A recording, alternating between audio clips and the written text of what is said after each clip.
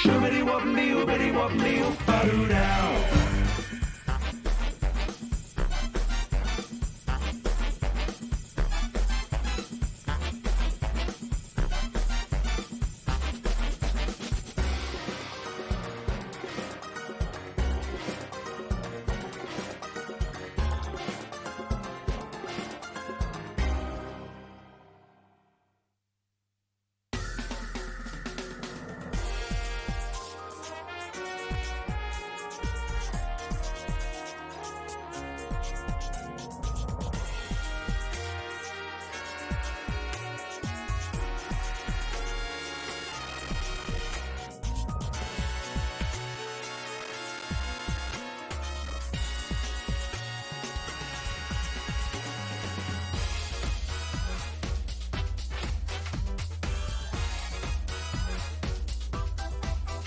Shoobity wobbity oobity wobbity oop-a-doo down. How many Jackie Weaver questions we getting tonight then?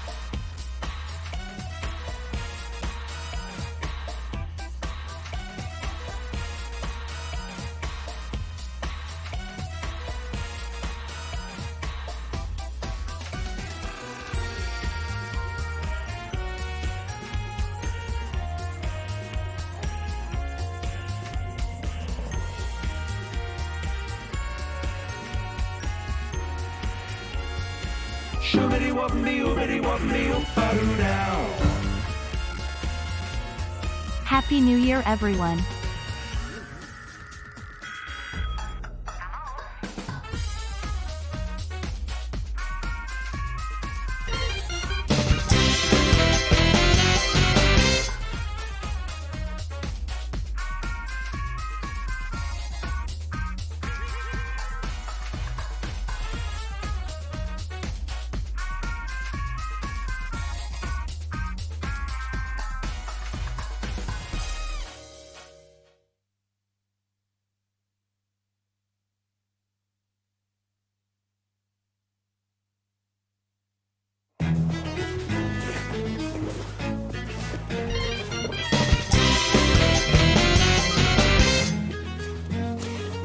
If we can anger Ben enough to shout, read them and understand them, at us asking for the rules at some point in this season, bet Fred owes me a steak dinner.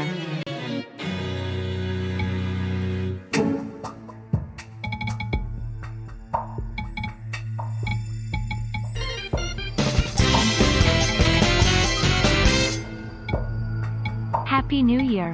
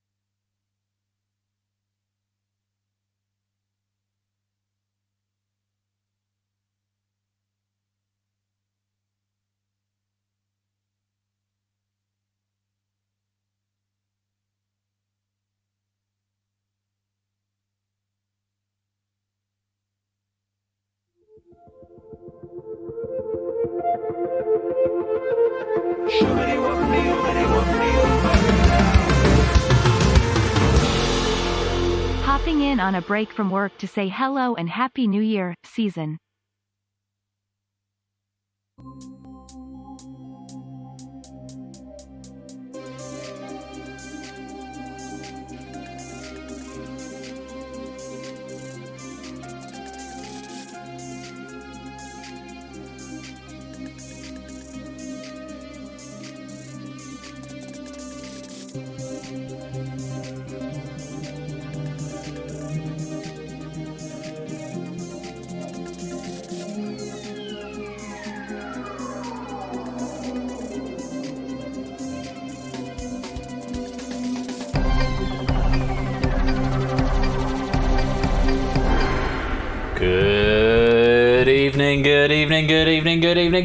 Good evening, and welcome to Season 6 of Game Night. And just before we go on, because this will have maximum impact if I do it like this, hello, good evening.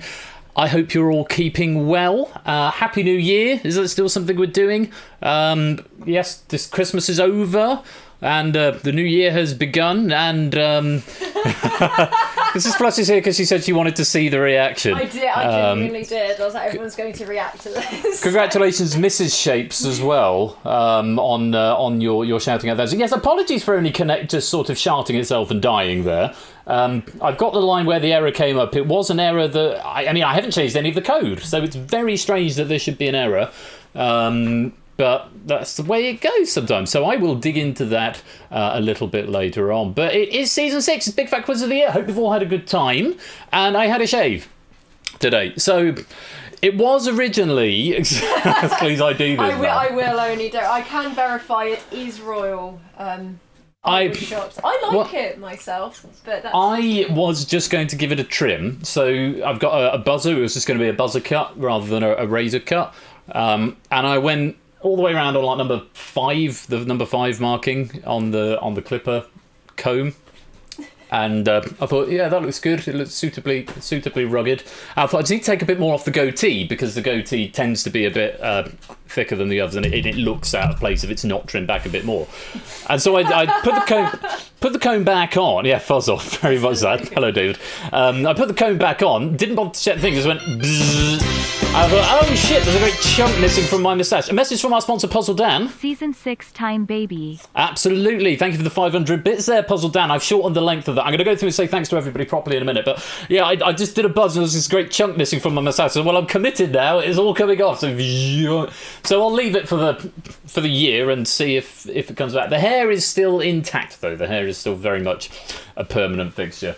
Anyway, did that reaction meet your expectations, Mrs. It did, mate. Excellent. I knew everyone was going to react, so thank you guys. That's my entertainment for you. To Jack Wilfred's point, already posted in the meme server, Ben when a season ends, Ben when a new season begins. That would have been accurate were it not for the beard or lack thereof. Anyway, apologies for only Connect breaking there. I'll dig into that. This is a nice way to start Season 6 with a new bug. And there's Kegler Coach subscribing for 12 months. It's a full year, Kegler Coach. Thank you very much for the year of support.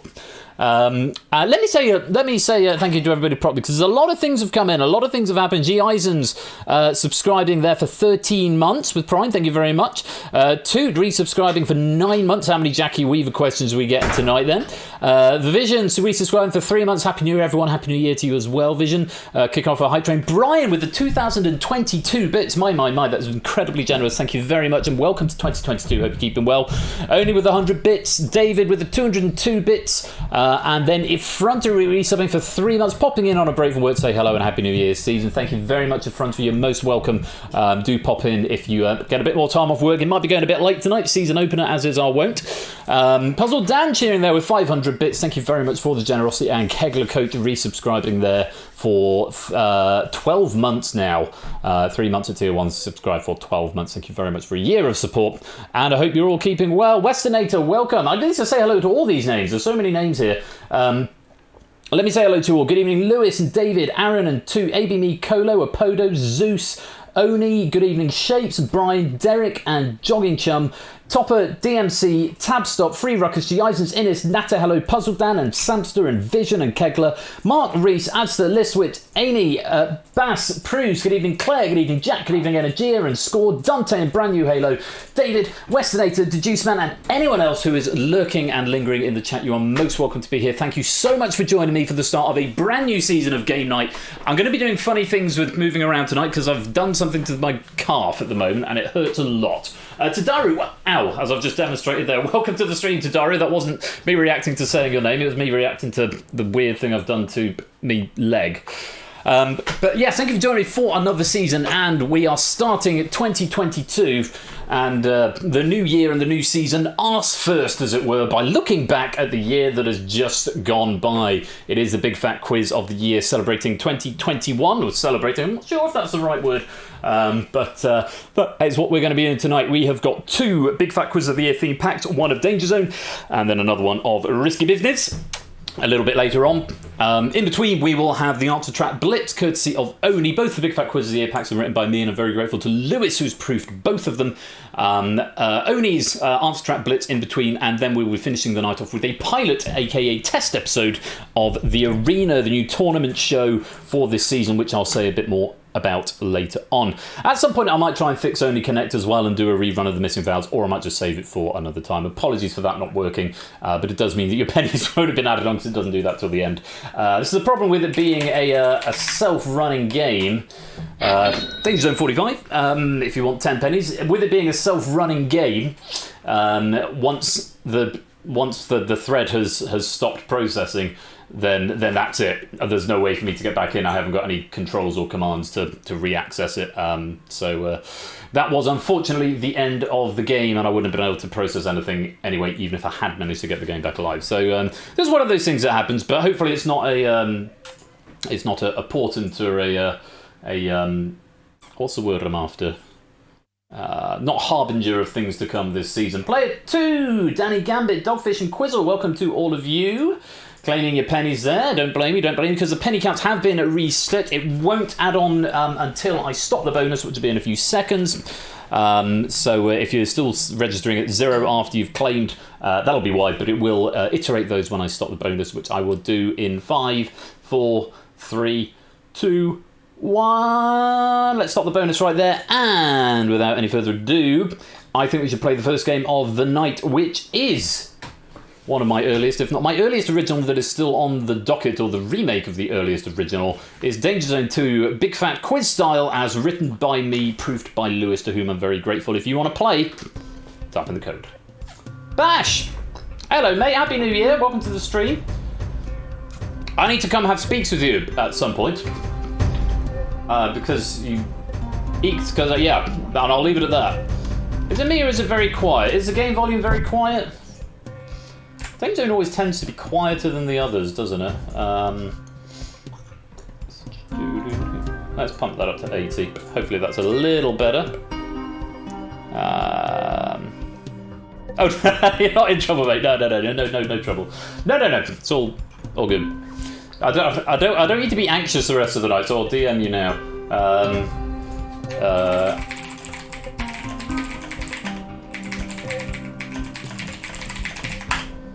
I'd hate to leave you hanging thinking, oh my god, I'm in trouble for the rest of the stream. No, so I've DM'd you.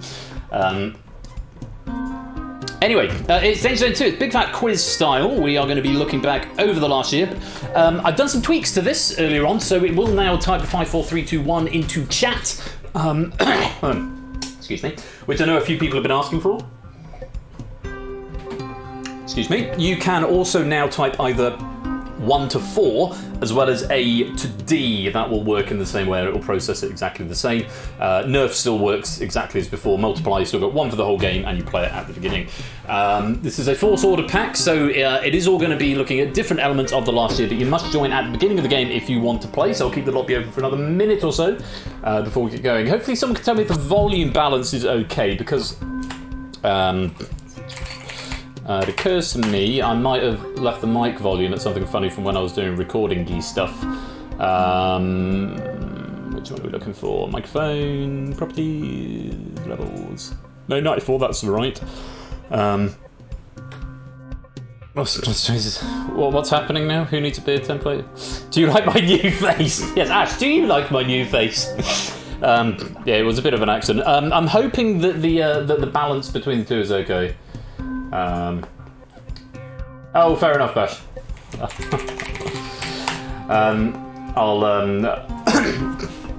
I'll continue that conversation with you when I'm not streaming, and then all will be.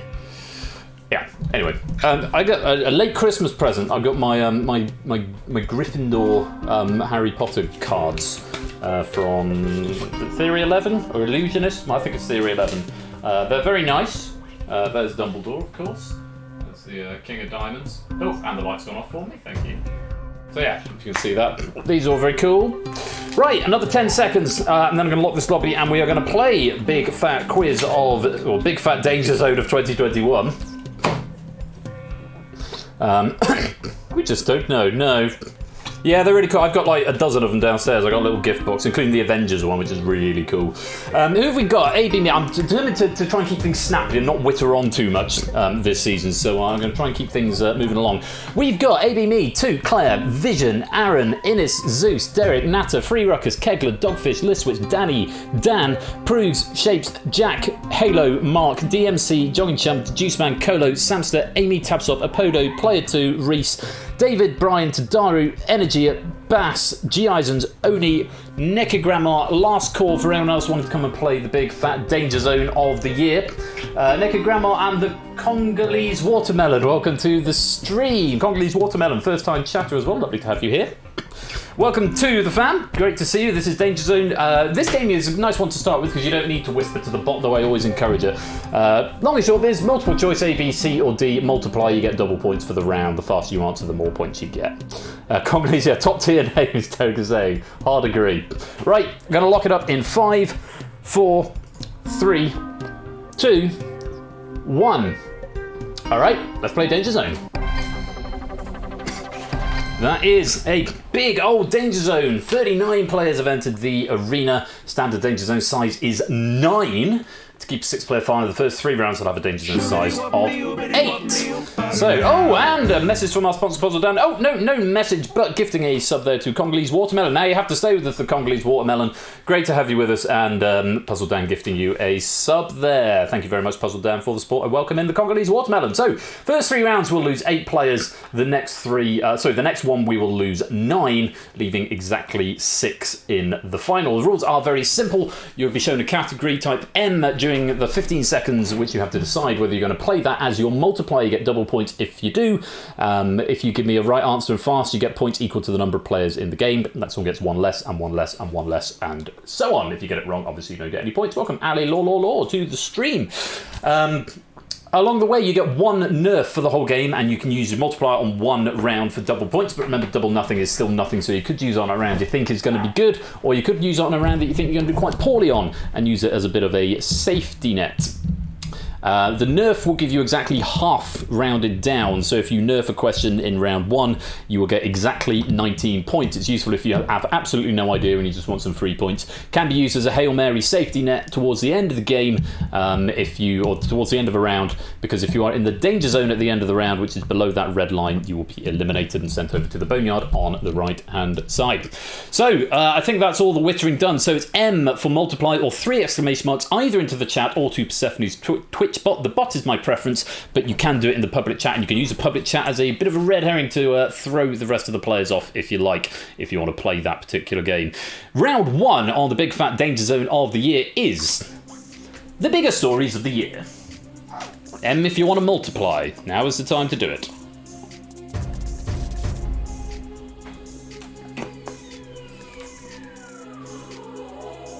Exclamation mark, exclamation mark, exclamation mark from Aaron Aromatics there.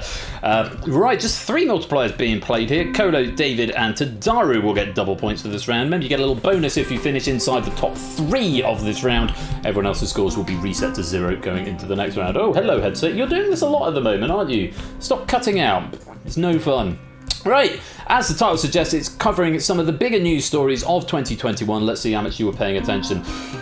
Here it is, round 1, A, B, C or D, or nerf if you like, which is an N for nerf. Let's play Danger Zone.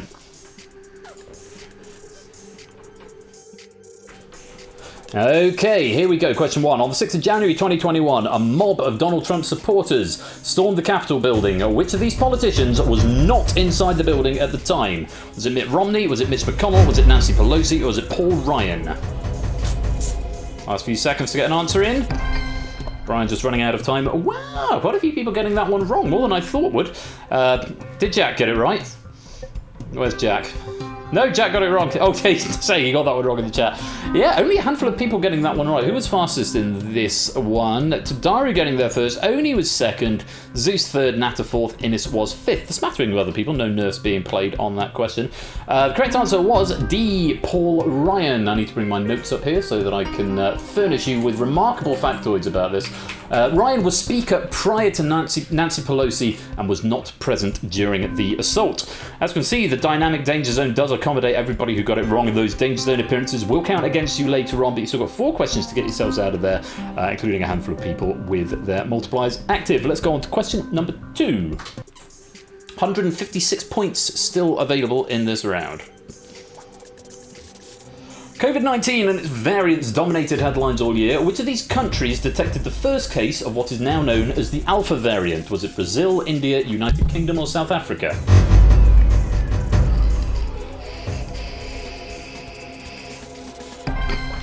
Wow, lock-in drop wave. Flooding the bot. I really need to update this to TwitchLib because this one uses an old network, which apparently sometimes gets a bit clogged up.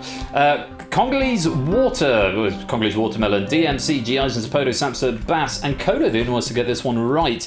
Bass was fastest, DMC was second, Giazan's third, Cola was fourth, Congolese watermelon was fifth, and Samsa choosing to nerf this question, getting 19 points, exactly half. Correct answer was the United Kingdom. Brazil was Gamma. India was Delta, and South Africa was both Beta and Omicron, the current one that we're all running away from, or being struck down by, apparently. 117 points still available. Cola has the lead with 134, thanks to that nerf. We've still got a lot of people in the Danger Zone there. 20 people still in the Danger Zone, but don't worry, still got 3 questions to get out of there. All it takes is 1 question. Let's go on to question number 3.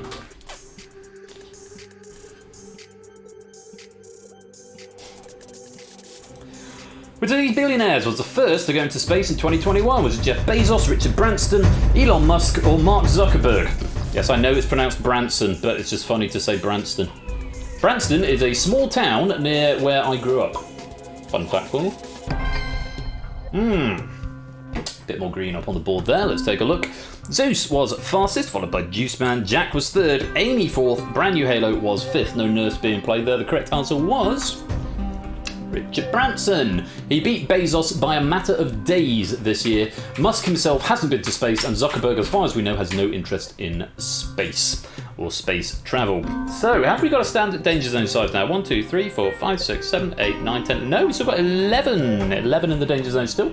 We do need to reduce that to just 8. So 3 of you will get through. We might have to go to tiebreakers. Coda with the lead, 134. Tadaru's second, Zeus in third. 78 points still available. Let's go on to question number 4.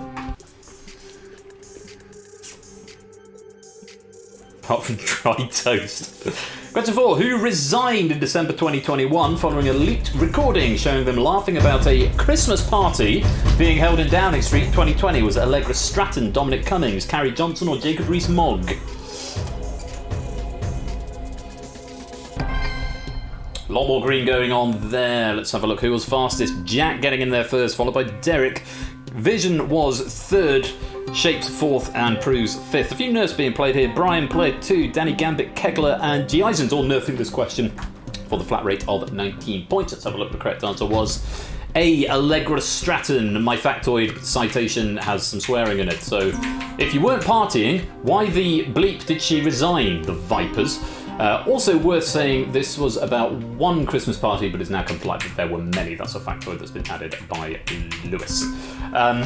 So yes, a number of parties have since come to light, and a number of people finally getting some points on the board. Colo with the lead, 174. David now is second with 118, thanks to a very fast answer there. Oh no, that's cleared now. Murder Me, welcome to the stream, good to see you. Stick around, more trivia coming up a bit later on. We have got a standard Danger Zone size for the first time. Reese, Claire, Dogfish, Player 2, Brian, Mark, Jongchum, and Tabstop. You must get some points on the next question or you will be eliminated. According to my debugs, David and Colo are guaranteed safety through to the next round. I think it's probably actually quite a few more than that, but this calculator assumes that everyone below or everyone above the danger zone line has got multipliers active, and that is demonstrably not the case. But yes. Oh, you can't use multipliers and nerfs in the boneyard, by the way, so you use them or lose them. One more question then in this first round on the biggest stories of the year. Here's question number 5.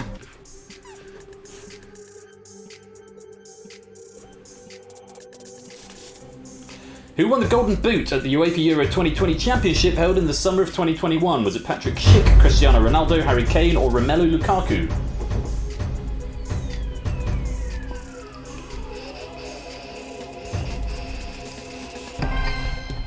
Ooh, split you, green and red there. Quite a few people in the danger zone getting this one right as well. This could make a big difference for people like Apodo, Amy, Vision, maybe Liswitz and Kegler. Maybe need to look over their shoulder as well, with players getting the right answer from the danger zone. Some big points. Looks like there's a few nerfs being played there. Jogging Chum was fastest. Tadari was second. ABME third. Necogramma was fourth. Innis was fifth. Juiceman, Natter, Prugs, Toot, Claire, Dogfish and Mark. All using nerfs on that question for a flat rate of 19 points. Those players in the danger zone, was it enough to get them out of it? Let's have a look. The correct answer was B, Cristiano Ronaldo. He scored 5, as did Schick, but for some reason Cristiano Ronaldo got the boot. The other two scored 4 each. We do not have a tie, so we will not be having any tiebreakers, and people in the danger zone, you will be eliminated. Let's take a look at the final scores at the end of that round. The 3 players with nerfs finishing at the top: 1, 2 and 3, Colo, Tadaro and Digital David on 174, 154 and 118. 118 got your number.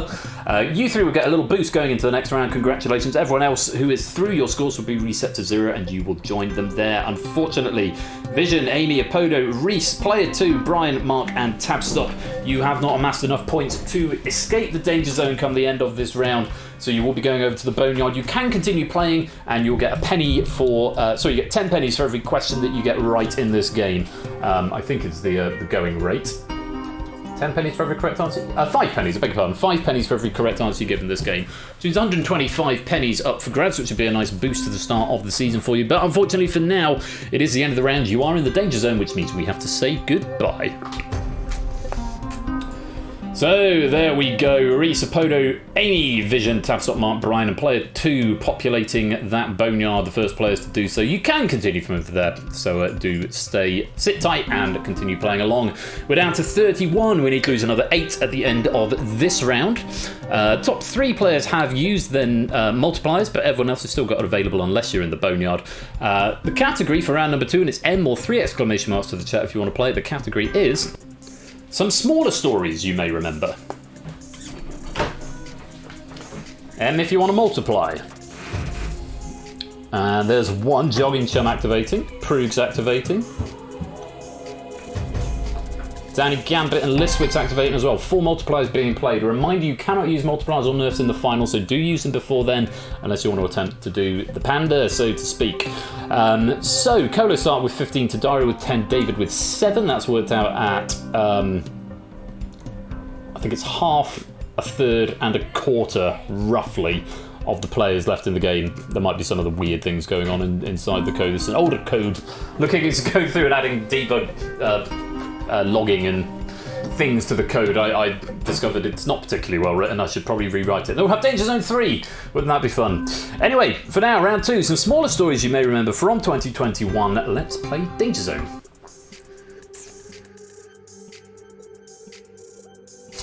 Here we go.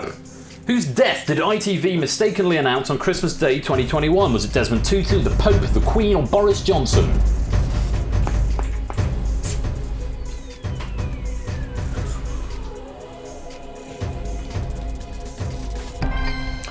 And a bit of a split there. Who was fastest? Innis getting in there first. Shapes was second. Tadari was third. Prugs was fourth. And David was fifth. Quite a few people getting that one wrong. The correct answer was B, the Pope. The Pope is fine. He has not died. Although Desmond Tutu was put in there on purpose because he did actually die on Boxing Day, but it wasn't a mistaken announcement. No, so it was an ITV announcer who said the Pope, whose death comes at... sorry, It was quite funny, to be honest. Plenty of players in the danger zone. Proves with the lead of 56. Danny's in second with 42. Kegler in third with 40. Jogging Chum at the bottom, but has got that multiplier active, so that could all change around in a moment. Let's go on to question 2.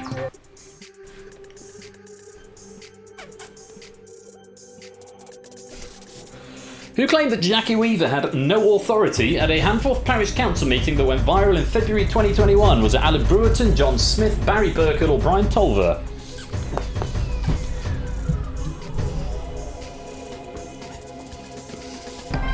Excellent. Nice to see a lot of people remembering the memes here.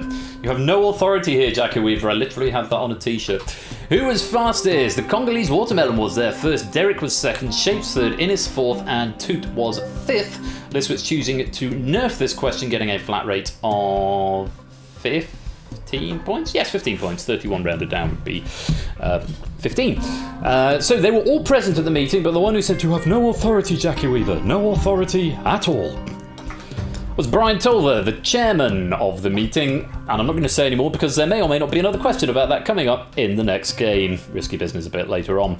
Priggs with the lead, 106. Shapes and Innes tied for second with 59. David's now in third with 55. Polo leading the Boneyard with 1, 2, 3, 4, 5, 6, 7, 8, 9, 10 players in the danger zone at the moment. So we still need to get 2 of you out of there for the standard danger zone of 8. Or standard danger zone is 9 with the offset, taking it to 8. Anyway, let's go on. Question number 3.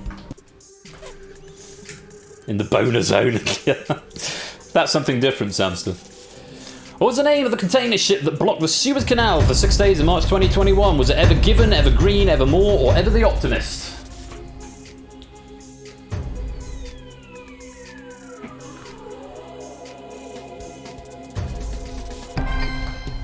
Most of us remembering this one. Who remembered it fastest? Toot was there first.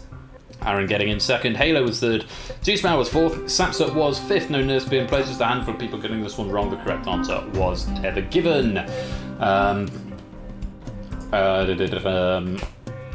And again, whoops is all I'm saying there. So yeah, no, not really much of a factoid on that one, but it is what it is. We all remember that story. We've got a standard danger zone now. Bass, Listwitz, Zeus, Jack, Puzzle Dan, Dogfish, Necrogram, and Eisens all currently in the danger zone.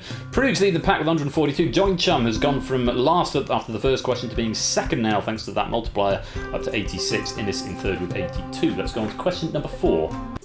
62 points available in this round still. Double that if you got a multiplier wrong. Question 4. Who became Prime Minister of Israel after Benjamin Netanyahu was removed from office in June 2021? Was it Naftali Bennett, was it Yair Lapid, Benny Gantz, or Ehud Olmert? Forgive my pronunciation there. Oh, quite a few getting this. More than I thought would, to be honest. Jack was fastest. Who was second? Innes. Toot getting third. Congolese Watermelon getting fourth. Free Ruckers getting fifth. Tadari, Bass, and Puzzle Dan all nerfing that question for the half value of 15. Correct answer was Naftali Bennett. He formed a government with Yair Lapid, who was one of the other options. But Yair Lapid currently serves as alternate Prime Minister of Israel, not Prime Minister. It's an actual title, alternate Prime Minister. Who'd have thought? 3, 4, 5, 6, 7, 8, 9. We have got 9. We've got a tie between Natter and Puzzle Dan, both on 34. Dogfish is a point behind as well, so quite possibly still in contention here. AB Me, Bass, Samster, Colo, Oni Energia, maybe up as far as that. You might want to be looking over your shoulder. The debug is telling me, Naked Grandma, it is now mathematically impossible for you to escape the danger zone. You will be eliminated at the end of this round. Shapes, Innes, and Proves are all guaranteed safety. There may be others as well, but like I say, it doesn't account for people who haven't got multipliers being played. But Shapes, Innes, and Proves definitely guaranteed safety. Let's go on to question number 5.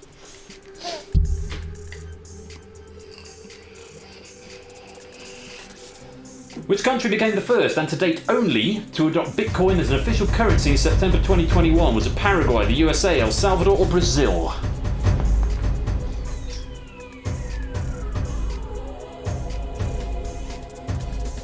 A lot of people getting this one right.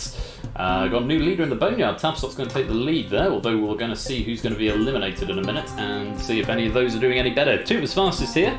Zeus was second, Saps third, Aaron was fourth, Innis was fifth. Colo choosing to nerf this question, possibly guaranteed safety passage to the next round. It looks like that is going to be a play that's going to pay off.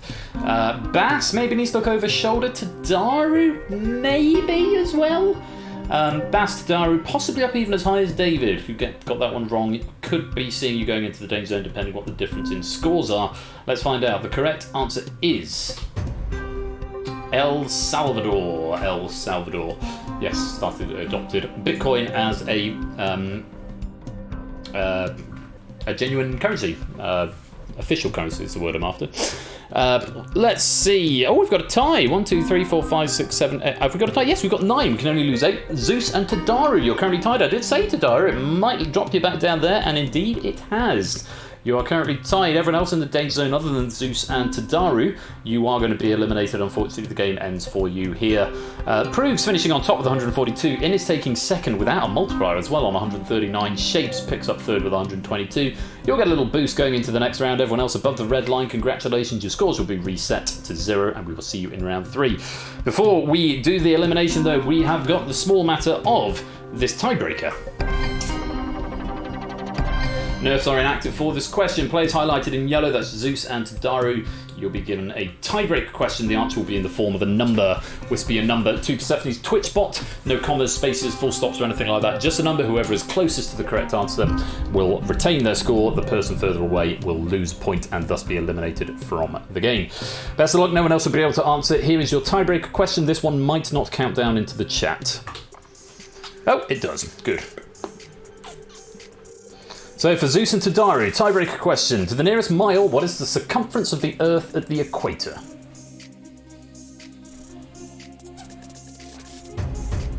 Both players locking in within a fraction of a second of each other. So it won't tell me what you said, it will just tell me who is closest. And the correct answer is 24,901. Zeus was closer to Daru. You have tripped down into the danger zone. Your 54 becomes 53 and Zeus escapes by the skin of his teeth. Messi, welcome to the stream. Messi Coda, how you doing, my dude? Long time no speak. Hope you're keeping well. Do join us for the next game a bit later on. We've got Risky Business coming up in a little while. Happy New Year to you as well. Hope you're keeping well. 24,901 was the answer. Zeus managing to sneak on through and goes into round number 3. Unfortunately, the same can't be said for Tadaru, who drops into the danger zone and is there along with Nata, Liswitz, Bass, puzzled down to Juiceman, G. Eisens, and Nekagramma. Unfortunately for you guys, it is the end of the round. You are in the danger zone, which means we have to say a goodbye. Tapstock currently leading the Boneyard players with 5 out of 10. Let's take a look at some of the more broad statistics here. Innis currently with the question lead, tied up with 3 rucks actually, both getting 8 out of 10. A few players to avoid the Boneyard to avoid the danger zone completely so far. AB Me, Energia, Kegler, Danny, Free Ruckus, and Innis, none of whom have been into the danger zone yet. Dogfish with 8 danger zone appearances out of 10. So Dogfish has been in the danger zone every question except the one where it counts for elimination. So you're doing very well at the moment, Dogfish. Those 8 appearances might count against you a bit later on, but for now you are still in the game. 23 players remain. We're going to go on to the next category. 3 exclamation marks or an M if you'd like to multiply.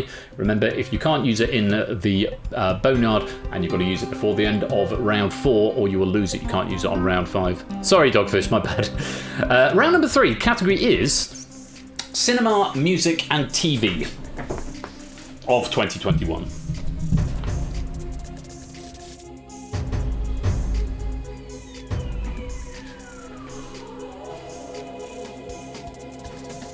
A few more being played here. Free Ruckus, Claire, DMC, Congolese Watermelon, Dogfish, AB Me and Zeus all activated multipliers, which leaves 1, 2, 3, 4, 5, 6, 7, 8, 9, 10 unused. If you manage to get through this round, you 10, then you will have an advantage going into round 4. Very often we see the case where multipliers are safe for round 4, players use them there, and it's all multiply players who get through, but that may or may not be the case. We'll have to wait and see. Hello, Mellow Panther Productions. Welcome to the stream. Film, TV, and theatre stars. No, just film, TV, and music from 2021. Welcome to the stream. Great to have you with us. Hope you're keeping well. Right. For the 23 who remain, and for the 16 in the boneyard, the category is cinema, music, and TV of 2021. Let's play DangerZone.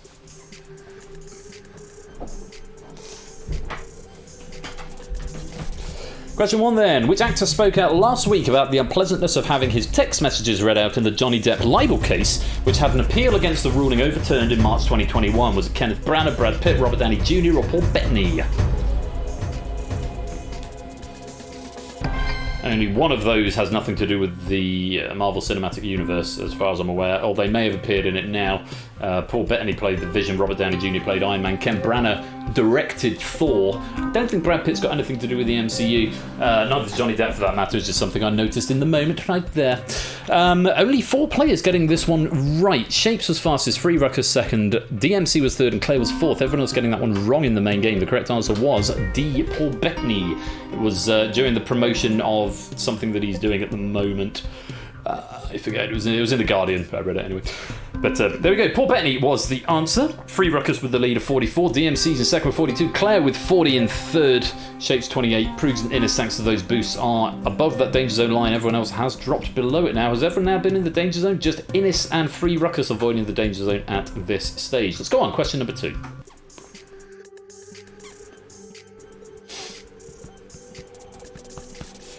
Who hosted the Friends reunion show in May 2021? Was it Lady Gaga, Kit Harington, James Corden, or Cara Delevingne? Or D? Delevingne? Vigne? I think it's pronounced Vigne. I might be wrong. Oh, most people getting this one right. Congolese Watermelon airing on that one. Oni was fastest, Zeus was second, Samps the third, Dogfish fourth, DMC was fifth, and Jolly Chum choosing to nerf this question. Nice to see everyone getting points. We should have a standard Danger Zone size, maybe with a tie. The correct answer was C, James Corden. The others all appeared as guests on the show. And we have indeed 2, 3, 4, 5, 6, 7, 8. We've got our standard size of 8 there. So everyone above that line, you are safe for now. DMC with a lead of 80. Claire's in second with 66. Free Rucks in third with 60. Note the top 6 all have multipliers active. Congolese Watermelon also has a multiplier active, and could change the face of the game. Rather pleasingly, there are still 69 points available in this round, what with there being 23 a question. Double that, of course, if you have got a multiplier active. Welcome to the stream, Quiz Face. Let's go on to question number 3.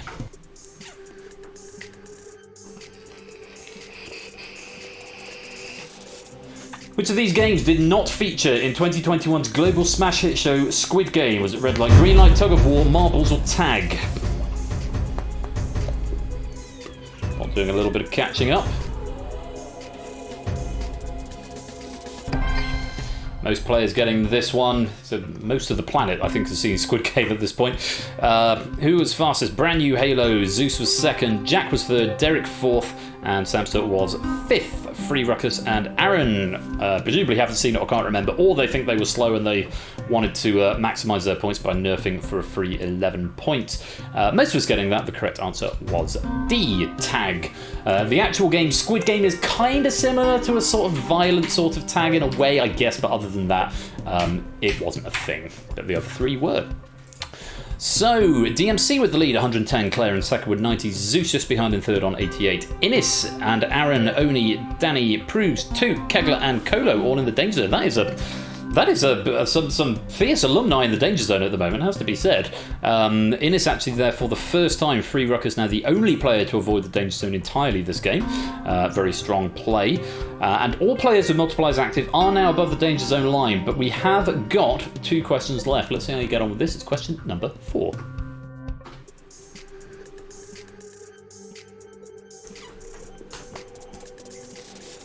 After Spider-Man No Way Home, which movie had the highest worldwide box office gross in 2021? Was it The Battle at Lake Changjin, No Time to Die, The Matrix Resurrections, or Venom Let There Be Carnage?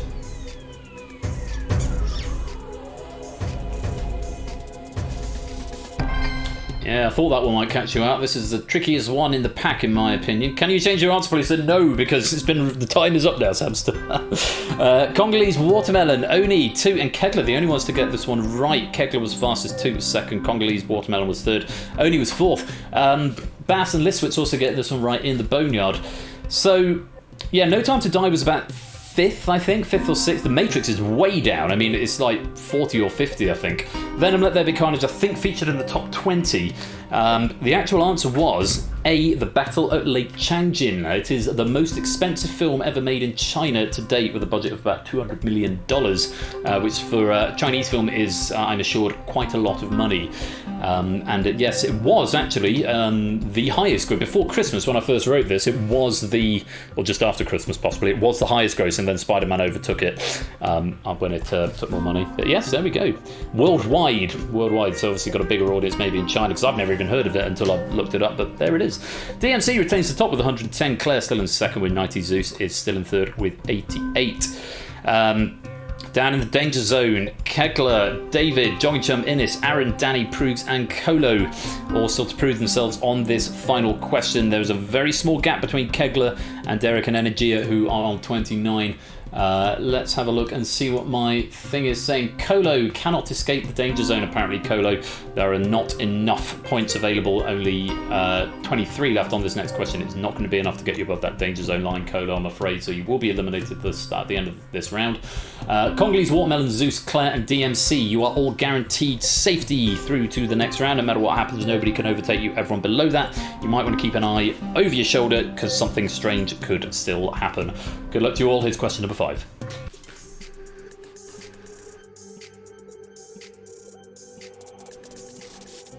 The UK Christmas number 2 was Ed Sheeran and Elton John's Merry Christmas. Which of these celebrities did not cameo in the music video? Was it Michael McIntyre? Was it Noddy Holder? Was it Big Nasty? Or was it Justin Hawkins?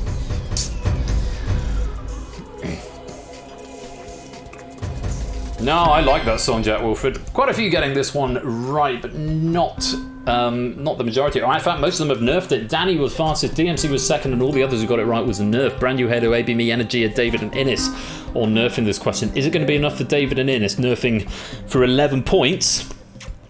Could be enough to overtake Derek and Jack, maybe. Or that Danny getting 23. Is that enough to overtake Toot as well? Derek, Jack, and Toot looking over their shoulders with some trepidation. Have David, Innes, and Danny done enough to overtake them? The correct answer was B, Noddy Holder. So you had Jonathan Ross and Mr. Blobby also making an appearance. Michael McIntyre, Jonathan Ross, and Big Nasty were doing the take on A1's Christmas song. Stay Another Day, that's the one. Justin Hawkins was in the big scene at the end on the right-hand side. Noddy Holder, despite doing Slade's Great Christmas Song, which was covered rather awesomely by the members of the Quizzing Cinematic Universe recently, was not in Ed and Elton's video.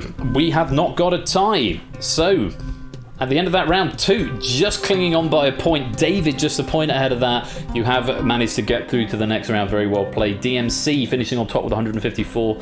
Claire finishing second with 90, and Zeus in third with 88. You three will get a little boost going through to the next round. And congratulations to Congolese Watermelon, Free, Ruckus, Dogfish, Brand New Halo, Shapes, AB Me, Danny, Oni, Samster, Energia, David, and by a point, Toot. Your points will be reset to 0, and we will see you in round 4. But unfortunately, Innes, Jack, Derek, Kegler, Johnny Chum, Aaron, Prugs, and Kolo, not enough points. I'm afraid. Valiant effort from you all, but I'm afraid it is the end of the round. You are in the danger zone, which means we have to say goodbye.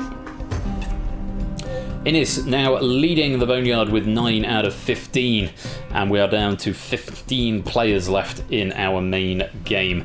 Let's take a look at some of the wider stats at this point. We've got 3 players who've managed to hit 10 out of 15. DMC, Free, Ruckus, and Shapes all on 10 out of 15. Only the one player, Free Ruckus, has avoided the danger zone entirely. Everyone else has been there at least once, including Dogfish, who's been there 9 times out of 15 and hanging on. That might be a personal best. Rooting for you, Dogfish. Rooting for you all the way. Let's see what you make of round 4. This is your last opportunity to use a multiplier, and curiously, we have got exactly 6 players. We will have exactly 6 in the final. 9 of you will be eliminated at the end of this round. So there are 6 players who could use their multiplier, giving them a strong advantage to get to the final. Remember, you can't use your multiplier in the final, neither your nerfs. Nerf is currently worth 7 points if you use it. There are 5 players still with unused nerfs. The category for round 4 is life, loss, and love. All eyes on shapes and energy. There they go, activating multipliers. No pandas this week. Multipliers active. 6 players who give themselves an advantage. Brand new Halo, Shapes, Oni, Samsa, Energy, and Toot. Putting the ball into their court. It is not a guarantee, but it does give them advantage if they can win this round and finish in the top 6. Where's Live and Laugh? Well, originally this round was called Matched, Hatched and Dispatched, and then I realised I changed one of the questions around and realised that might be seen as quite insensitive to refer to it as that. So I changed it to Life, Loss and Love. This is to do with births, deaths and marriages in 2021. Life, Loss and Love, Matched, Hatched and Dispatched, if you will. So that is what round 4 is. It's all to do with births, deaths and marriages in 2021. Best of luck to you all. Let's play Danger Zone.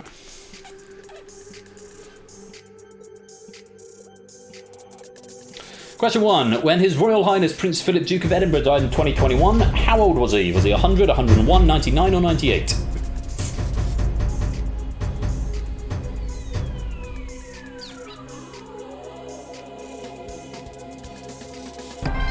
Majority of players getting this one right. Strong start. Who was fastest? Only getting in there first. DMC was second. ABME was third. Toot was fourth. Dogfish was fifth. No nurse being played there. Correct answer is C, 99. Just a couple of months short of his century. Only taking an early lead with 30. Toots in second with 24. DMC in third with 29. Shapes with 20. Claire and ABME just above the danger zone on 13. Half of the safe players have got multipliers active, but there are 4 questions to go. Let's go on to the second. And 3 ruckers in the danger zone for the first time, meaning all players have now been in the danger zone at least once. Here's question 2. Following the birth of Romy Iris Charlotte Johnson in December 2021, how many children does Boris Johnson now claim to have, according to a 2021 interview with Sky News? Is it 6, 5, he refused to say, or 7?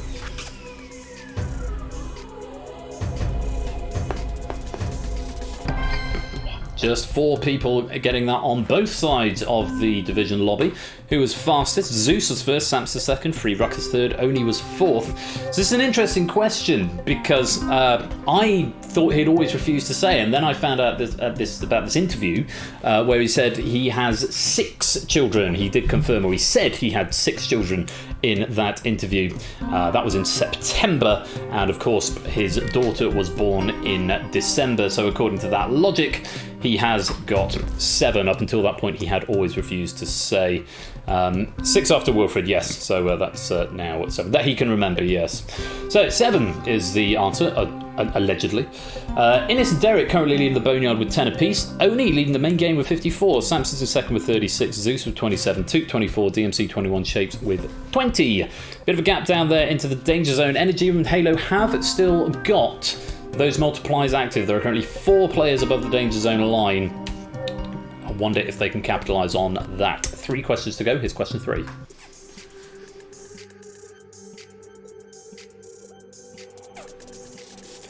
Which Marvel star revealed in June 2021 that they had married their long-term partner during 2020? Was it Brie Larson, Scarlett Johansson, Elizabeth Olsen or Evangeline Lilly?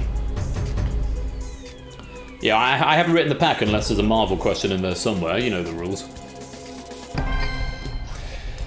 1, 2, 3, 4, 5 of you given the right answer there. Who was fastest? Congolese Watermelon was first. Danny was second. ABME was third. DMC and Zeus actually nerfing that question. Use it or lose it, that is the drill. There are still 3 players with nerfs here. Oni, Shapes and Congolese Watermelon. You've also got a nerf available worth half points if you play it. What's going on with my headset? Stop turning yourself on and off.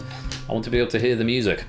Who was fastest? I didn't actually check. Oh yes I did. 2 nerfs being played on that one. Correct answer, for what it's worth, no one in the Boneyard getting that one right. Correct answer is Elizabeth Olsen, who plays Wanda. Evangeline Lilly plays the Wasp, Jack Wilfred, and she was also Kate in Lost. As Halo saying, yeah, the Lost lady. So, Oni with the lead, 54. Samson's in second with 36. Zeus in third with 34. Back to having 3 players with multipliers active in the top flight going through to the final at the moment. Still 2 questions to make a difference. Shapes, Energy at Brand New Halo have all got nerves activated. According to my statistics, no one is definitely guaranteed yet. It is still anyone's game. Or technically anybody could still come out of this round, so we'll have to wait and see what happens. Let's go on to question number 4. 30 points available. 60 if you've got a multiplier. What is the name of the Duke and Duchess of Sussex's second child, born in June 2021? Is it Archie, Lilibet, Wilfred, or Diana?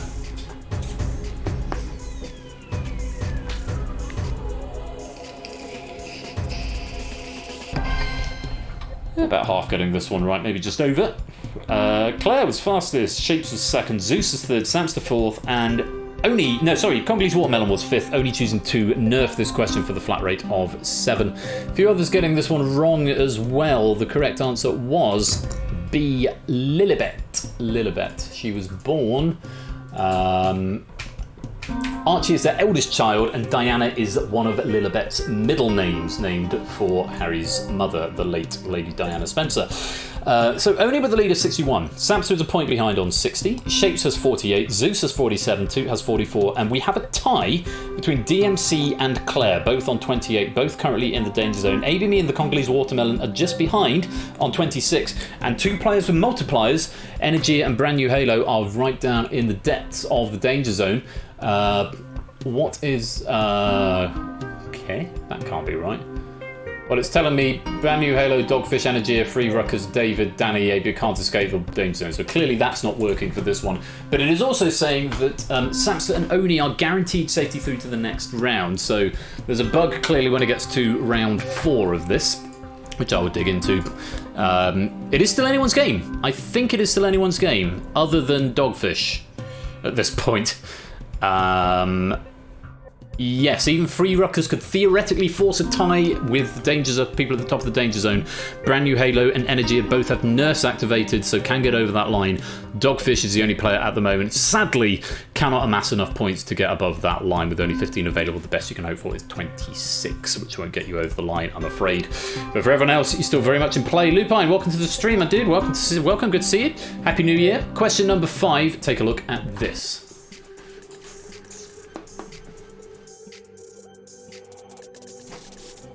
Which former Big Brother star died in April 2021 following a long battle with anorexia? Was it Chanel Hayes, Michelle Bass, Josie Gibson, or Nikki Graham?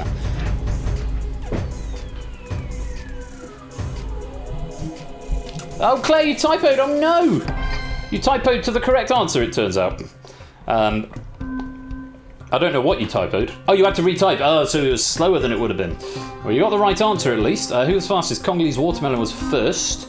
Zeus was second, Shapes was third, DMC was fourth, Toot was fifth. Oh!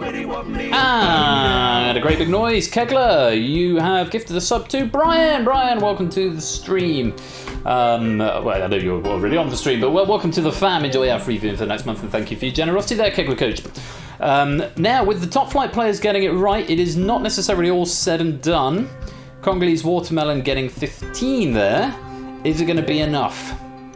Let's take a look. The correct answer is Nikki Graham. And it was enough. And oh, Claire missing out by 3 points. DMC missing out by 1 point. That typo just meaning you're not getting it. The answer was Nikki Graham, for what it's worth. Nikki Graham, who died following a battle with anorexia. I remember her from Big Brother way back when. Way back when I still watched telly. It was a long time ago. Anyway, let's take a look at these final scores. Derek leading the Boneyard going into the final. Samster's on top with 78, Oni 77, Shape 74, Toot 66, Zeus 61, and just sneaking through by a single point, the Congolese Watermelon gets to the final on 41. 4 of the 6 activated multiply players there managed to get through, so Zeus and Congolese Watermelon, double congratulations on making it through to the final.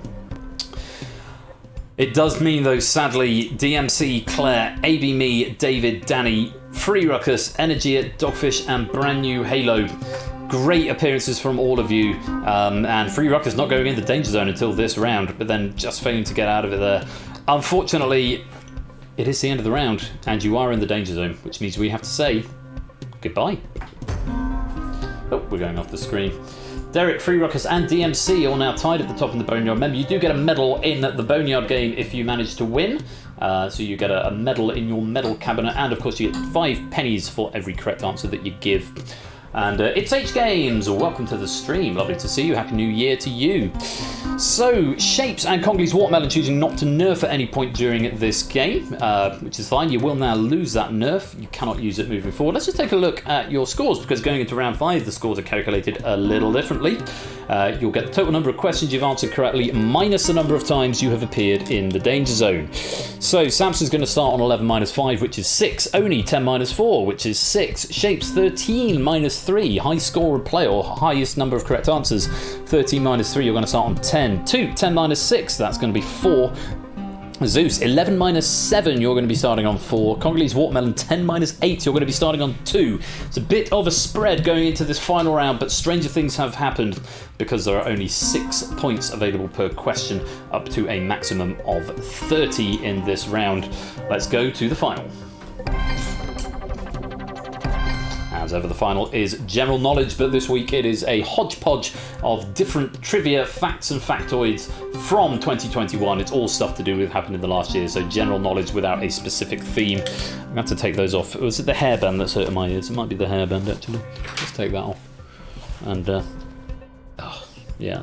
My ears are doing a lot of heavy lifting at the moment with hairband and glasses and mask and headset. He is doing a lot of heavy lifting. Jers, welcome to the stream. Great to see you. We'll be playing at Risky Business shortly, so do stick around for that. So I wish all 6 of you in the final the very best of luck. I'm not going to look through your medal cabinets now, but I think everyone, other than possibly Congolese Watermelon, has been in this final situation before. Good luck to you all. Let's play Danger Zone.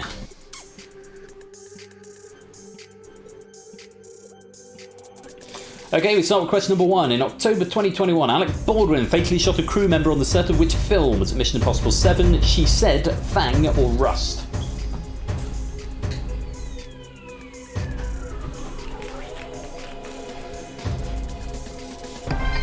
Everyone but Congolese Watermelon getting that one right there in our main game.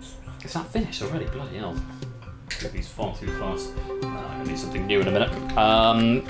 Who was fastest there? Let's have a look. Tote getting in there first. Oni was second. Zeus was third. Shapes was fourth. And Samster was fifth. Well done. Points distributed accordingly. Correct answer was D. Rust. Shapes hangs on to the lead, but the gap closes a bit. Shapes now up to 13. Oni's got 11. Tote on 10. Samster and Zeus both on 8. Congolese Watermelon on 2. On we go. Question 2.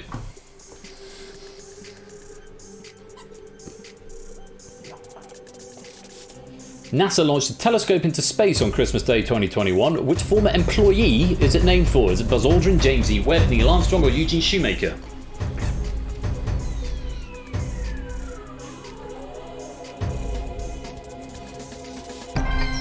Toot, Samster and Watermelon getting this one right. Watermelon first, Samster was second, Toot was third. Correct answer was B, James E. Webb, former administrator of NASA. I think the second administrator of NASA. I thought it was. Toot has taken the lead now, 14. Looking to get the first gold medal of the season. Shapes and Samster in joint second with 13. Oni's got 11. Zeus and Congolese Watermelon both with 8. Derek, Freerux and DMC all still scrabbling over that boneyard position. 14 points apiece. Let's go on to question number 3.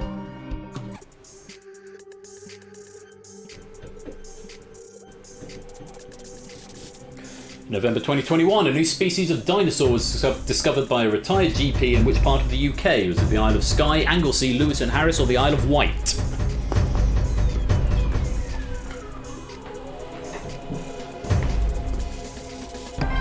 Oh, Congolese Watermelon, the only one to get this one right in the main game. Derek and Free Ruckus getting this one right in the boneyard. A few others as well, but Derek and Free Ruckus are now going to set the score at the top.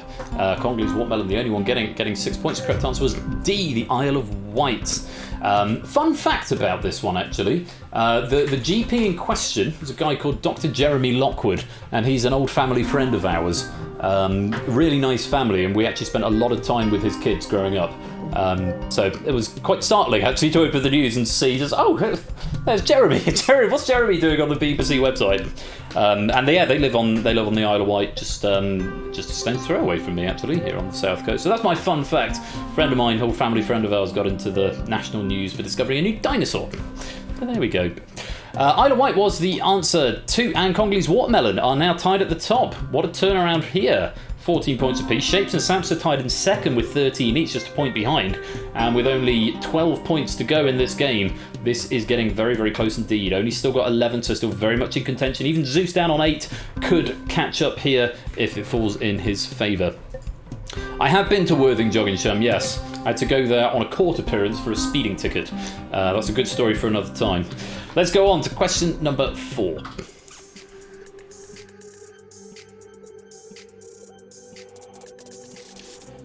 A man was removed from a United Airlines flight in December 2021 after using what as a makeshift face mask? Was it a sock, a napkin, a scarf, or a thong?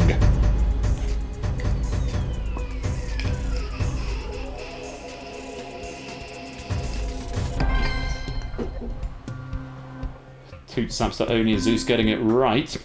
Zeus was fastest, Oni was second, Toot was third, Samster was fourth. That's going to do some interesting things to the scores. The correct answer was D, a thong, yes. Very amusing story. Silly man. Toot has the lead with 18. Samster and Oni are tied in second with 16. Congolese, Watermelon, and Zeus are tied in third with 14. And Shapes is... can't bloody read. Shapes is fourth with 13. It is a close game. Very, very close game. It is going to come down to the final question, and it could technically still be anybody's game. Still a tie between Derek and Free Ruckus over in the Boneyard, 16 points apiece. And it could be anyone's game. It really could be. Shapes could take this if he gets it right and everyone else gets it wrong. These are the stakes. What a start to the season this has been. This is one of the closest I've seen, I think, Samster, across all boards. It is very, very tight. Look at that Boneyard as well, right the way down to 21st. There's, it's still open to players to win. Good luck. Well, it's not, because that's question script, but you know what I mean. Good luck. Here's question 5.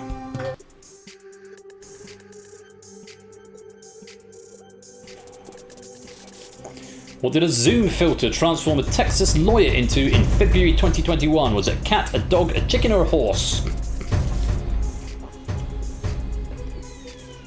I think Congolese got in there first. It might have been Oni second, and I think Toot might have been third. I am anticipating everybody getting this one right. They have. Who was fastest? It was Congolese first. It was Zeus second. Toot was third. Shapes was fourth. Oni was fifth. Samster was sixth. Really sad looking kiddo, it really was. The correct answer was a cat. And there we have it. And we've got a winner in the Boneyard as well. Free Ruckus just claiming it at the end by a single question. 17. Very well played out of 25. 17 points. Over in our main game, look at this, 22, 20, 19, 18, 17, 16, 1 point between it. Could you have predicted it any closer than that? Oh, yes, Free Ruckus, your first medal. Your first medal is a DangerZone lobby medal. That will be going your way. Very many congratulations. Shapes picking up 6th place, 15 questions right. Joint highest of the players remaining in the game. Actually joint with Samster, both getting 15 out of 25. All the players with both fewer questions but more points in the final, which is where it counts.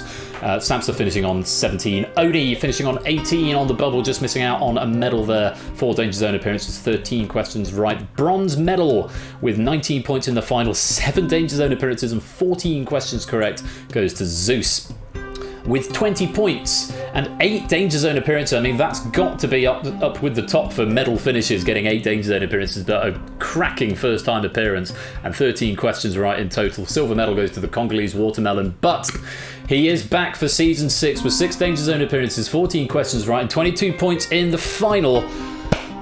Your gold medalist, back for season 6. It's now cut that out.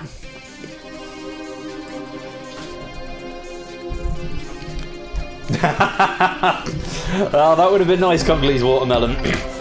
Just missing out, just 2 points shy this week, but hey, silver medal for a first appearance on DangerZone is no laughing matter. This is a tough game. To finish anywhere close to the final round is impressive. To finish with a medal is even more so, so very well played to you.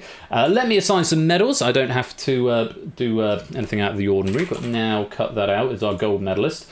Now, the Congolese Watermelon, you're not on my list because you're so new, so I'm going to have to initiate a bonus, and you're going to have to claim this bonus, the Congolese Watermelon, so that I can actually add you on. So, DangerZone 75, this applies to everybody. 10 pennies if you'd like them. Silent Marine, welcome to the stream, great to see you.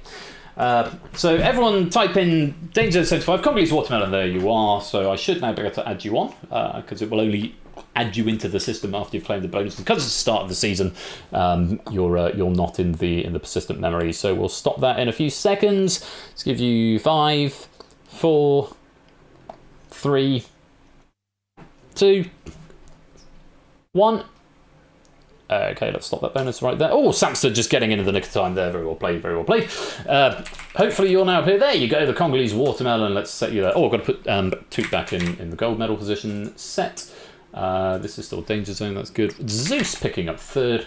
And the lobby medalist is Free Ruckus. And the author, oh, it was me, I suppose, wasn't it? So I'll give myself some pennies as well. Set, there we go. Now cut that out, getting gold. Congolese Watermelon, silver. Zeus getting bronze, Free Ruckus getting the lobby medal, and award medals, there you go. They'll be added to your medal cabinets, and very many congratulations. Points times 5 equals your pennies that you'll get for that, and they will be awarded as soon as the credits roll, so you might want to check that in a minute. Not just yet, they haven't been added on just yet. Congolese Watermelon, they will be added on when the credits roll.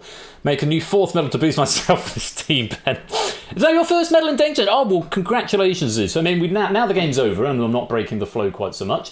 Let's take a look. Toot has got many medals in his cabinet, I'm sure. How many golds is that for Danger Zone now? It's your 3rd gold. Sorry, 4th gold. You've got 3, so that'll be your 4th because this won't have updated yet. So very well played to Toot there.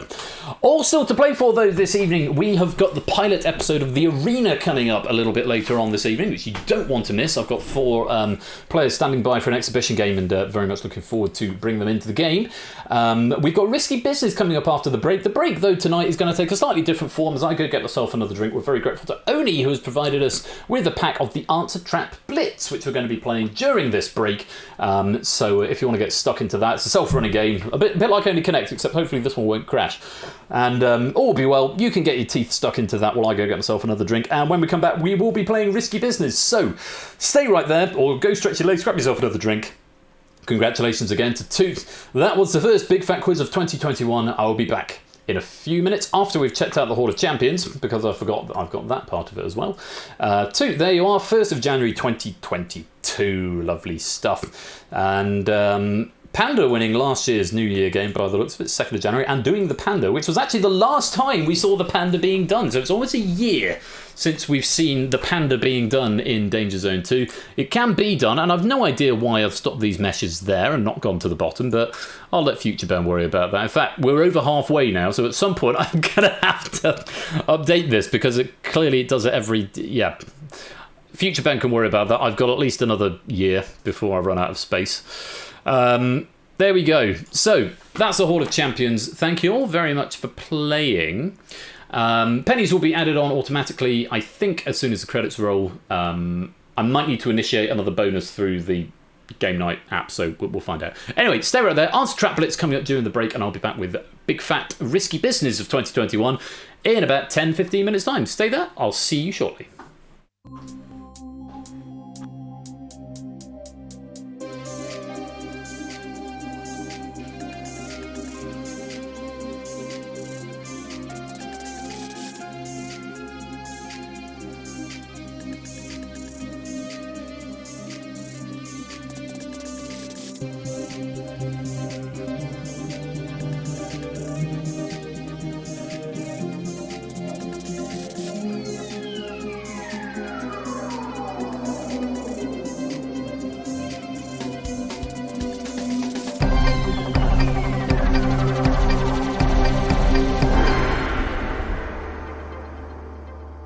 And the Answer Trap Blitz coming up for you during the break, so stay right there or grab yourselves another drink. I think you can join midway through in this game. I'm going to initiate another bonus.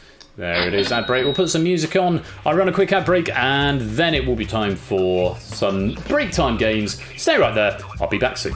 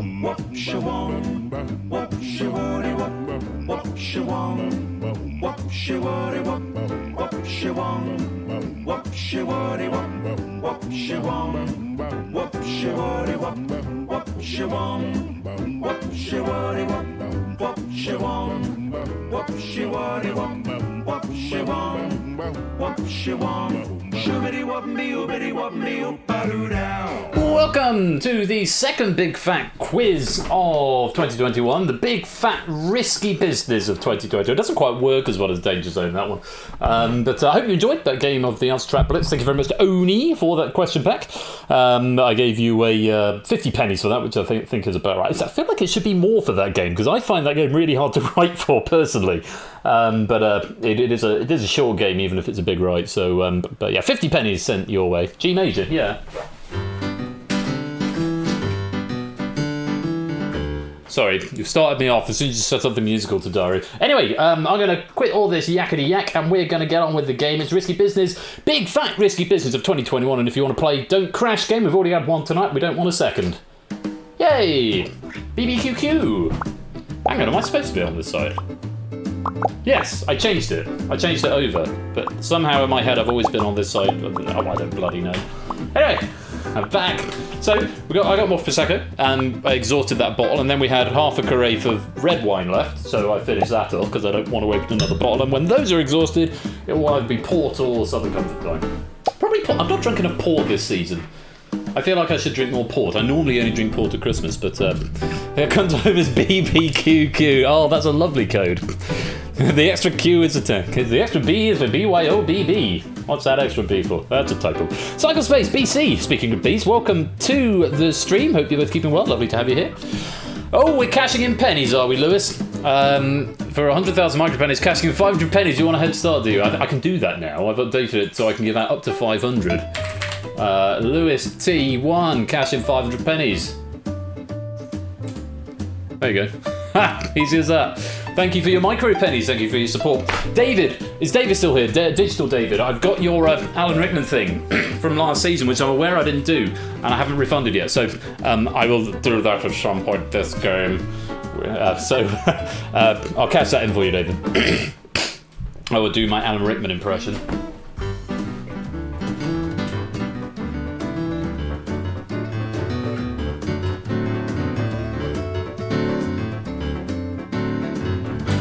You did a turn to page 394. Yeah, the Alan Rickman one. So I've got to get into the habit of actually spotting them, saying, David's requested that, and then doing absolutely nothing about it.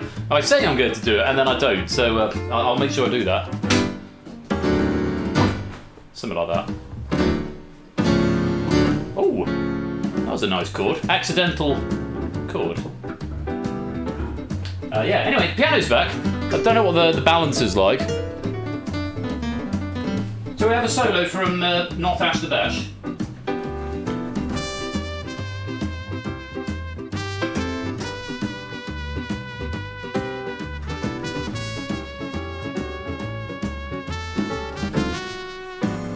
I want to try and hang on.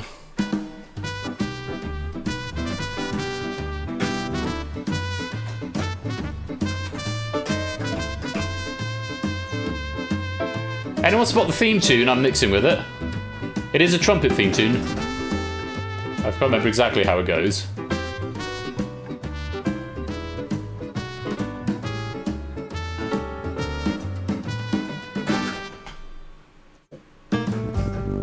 No, it wasn't Open All Out, was it? It's Hetty Wainthrop Investigates.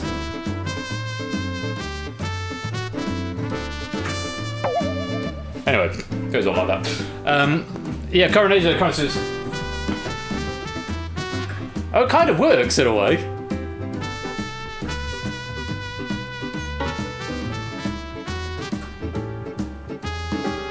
Right, anyway. Sound like a bad wedding. Mrs. Bucket and a Hobbit. Basically that. That's about the long and short of it. Right, how many have we got? 1, 2, 3, 4, 1, 2, 3, count. 1, 2, 3, 4, 5, 6, 7, 8, 9, 10. Bloody Nora, 38. That's encouraging for the season opener. Well, thank you all so much for coming back. We've got 69 viewers at the moment. Nice.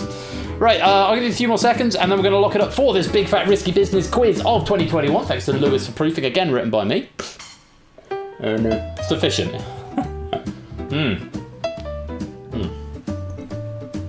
That was very nice.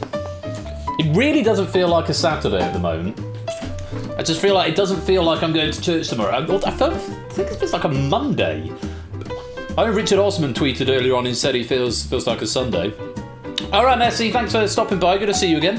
Come back anytime. Great to have you. Naked Grandma makes it 39. You got a roast? Well, we were gonna have a roast dinner today because it's New Year's Day, and then we realised I was streaming tonight, and we took the dog out this afternoon, so we decided to do it tomorrow when it's actually a Sunday. Oh, and speaking of dog, is somebody here? Who's here at 9:45? Anyway, we're gonna leave it at 39, I think. It's a goodly number. Let's get this game on the way. That'll do.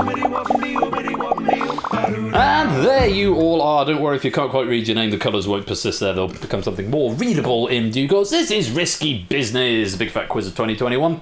And I think most of us know how to play. If you don't, I'll explain the rules as we go. Let's go to round number 1. And round 1 is called Favourable Odds. You'll be presented with a question and 5 options. More than one of the options may be a correct answer. You need only submit 1 letter for each question within 15 seconds. Don't submit more than 1 because it probably won't process the answer. I can't remember what I did under the hood. The number of correct answers reduces with each question, whilst the amount of points you score increases. So answer a question correctly at any time, you reduce your score to 0. So you can abstain, no penalty for abstention, certainly on the first 3 questions of each set.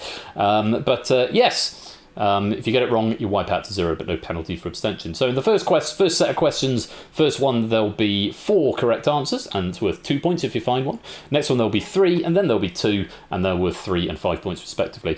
To play question 4, you've got to choose to risk. You don't see the question, you only see the answers in advance. If you don't want to play, do nothing, your score will be put in the bank, then it is safe, no one can touch it. But if you choose to risk, it's R or risk into the chat, and if you choose to risk, you must answer an abstention. In that case, is treated as wrong and you will wipe out. If you get the risk question right, then you double up. If not, you lose everything. Okay, 3 sets of 4 in round 1, so there's a maximum of 60 points available. Without any further ado, it's all to do with 2021. Once again, good luck, have fun with this. I did enjoy writing this one. Let's see what it brings and what we remember from the year gone by. Question number 1. Options are Gavin Williamson, Robert Jenrick, Matt Hancock, Robert Buckland, Sajid Javid. Name a Secretary of State who lost their cabinet position in 2021. 4 of those are right, only 1 of them is wrong. Find the wrong answer as opponent's done. Then nothing to lose at this point, so you might as well have a go on this one. And there we go. 4 wrong answers and Brian abstaining from that one. Sajid Javid was the wrong answer. Matt Hancock, the most popular answer there. 64% go for them. So Butland was sacked as Justice Secretary. Jenrick was sacked as a Housing Secretary. Williamson was sacked as Education Secretary. Matt Hancock resigned as Health Secretary following his affair during the COVID times. Sajid Javid resigned as Chancellor in 2020, but not in 2021. He was appointed to the position of new Health Secretary in June, replacing Matt Hancock. He was the wrong answer. Isn't C Daredevil? Lots of people there getting 2 points, a few people wiping out, but nothing on the board. So let's go on to the next question. 3 of these will be right, 3 points if you can find one. Options are Princess Beatrice and Eduardo Mapelli Mozzi, Michael Fassbender and Alicia Vikander, Brenda Song and Macaulay Culkin, Rupert Grint and George Groom, Ed Sheeran and Cherry Seaborn. Name a couple who had a baby in 2021.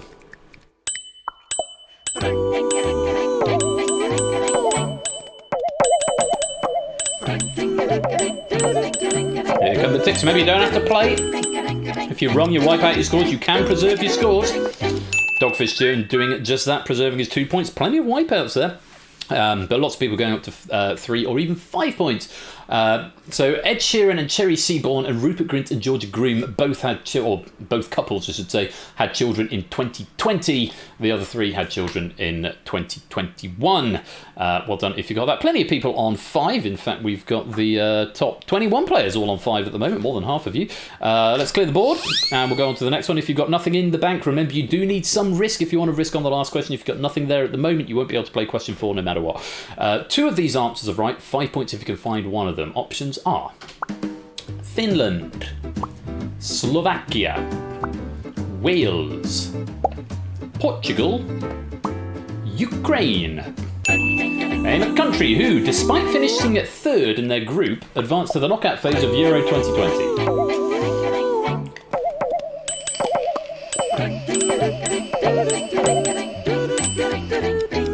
Ooh, a lot of boing here.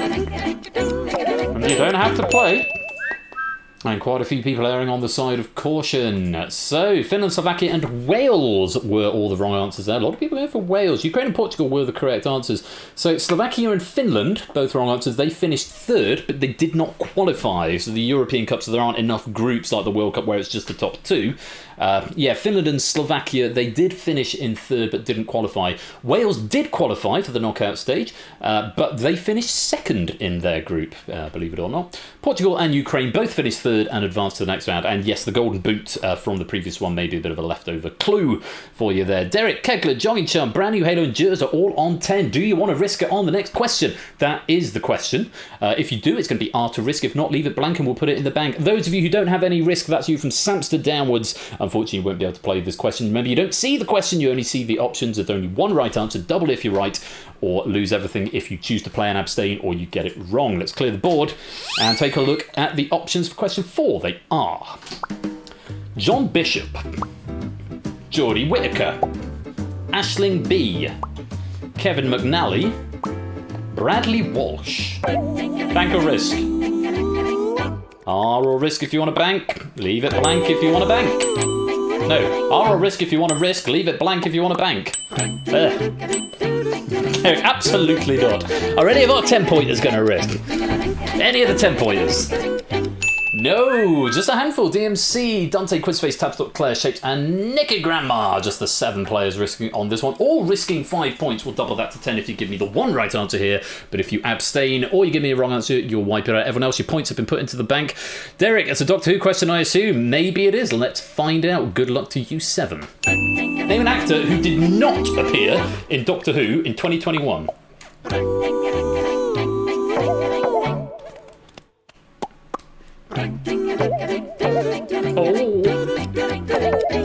Claire, it's all on you. Oh, Claire's got it. GG, it was Aisling B. Oh, this is so mean of me. I felt really mean writing this one because, of course, John Bishop was in Flux. Of course, Jodie Whittaker was in Flux. And, of course, Kevin McNally, who played Eustachius Jericho, was in Flux. Bradley Walsh, of course, left the show last year as the assistant, but he was in the New Year special on the 1st of January 2021. That was his last episode, and Aisling B was in it today, which I've not seen yet. Looking forward to watching that later on. But yes, Aisling B was in this year's New Year special, and it is now 2022. So Aisling B did not appear in Doctor Who in 2021. Yes, it's 2022 now. Halo, which is why that one would have been wrong. I don't know if you were contesting the question, but if Keir Starmer promises a move, the Doctor Who special back to question, I'll vote. Yeah, I think there are better reasons than that to vote Labour, Jack Woodford, I have to say. But yes, it's 2022 now. It is. Oh no, we're not doing politics. Not this early in the year. Oh yeah, okay, fair enough. Halo. Fair enough. Yes. I don't want to start on the politics. It's New Year's Day. It's too soon to be starting politics. There's plenty of politics questions in here. I'm trying not to engage. Doctor Who you've watched ever. You could have risked it. You'd have got that one, possibly. Anyway, Dad, stop fighting. I'm sorry, Zeus. I'm sorry, son. Binary, welcome to the stream. Binary. I'm not going to try 1 and then zeros and ones and what and zero. Binary, you're Binary. Welcome to the stream. Great to have you here. Made it 22 hours. Right, let's clear the board. And Claire putting 10 in the bank. 10, the high score at the moment. Derek, Keglin, Jongshan, Brand New Halo, Claire, and Jers all on 10.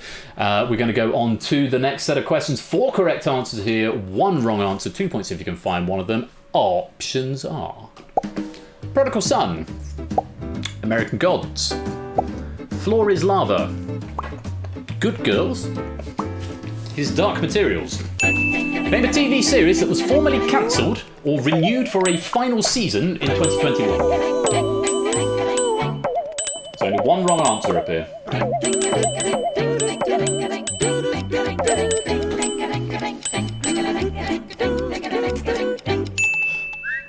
lot of wrong answers going on here. Floor is lava was the wrong answer. 30.8% of you going for that one. Floor is Lava was renewed for a new season last year, but no formal confirmation has suggested it is the last series. The other 4 were either cancelled or have confirmed the next series will be its last. No, it's called Floor. It's not the Floor is Lava. There's no definite article. Weirdly, I've still not watched it, but I hear good things about it. Anyway, bad luck if you gave me a wrong answer there. Most popular correct answer was Good Girls. 20% of you going for that. Let's clear the board. On we go. 3 correct answers up here. 3 points if you can find one. Options are Risky Business, Face Off, Cryptex, Bidding War, The Pyramid. Name an original Persephone's chair game that first aired in 2021.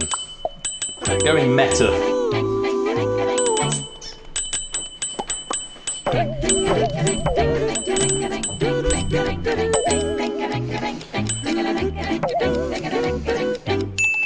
More people getting the right answer. Risky Business and Bidding War were the wrong answers. Face Off, Cryptex and The Pyramid were all correct. Face Off was in January. It's my stream score. I can show whatever I like. Face Off was in January. Cryptex premiered in February. Most popular answer up there. The Pyramid premiered in March. Bidding War first aired in November 2020 and Risky Business first aired December 2020. It was part of the Boxing Day special last year.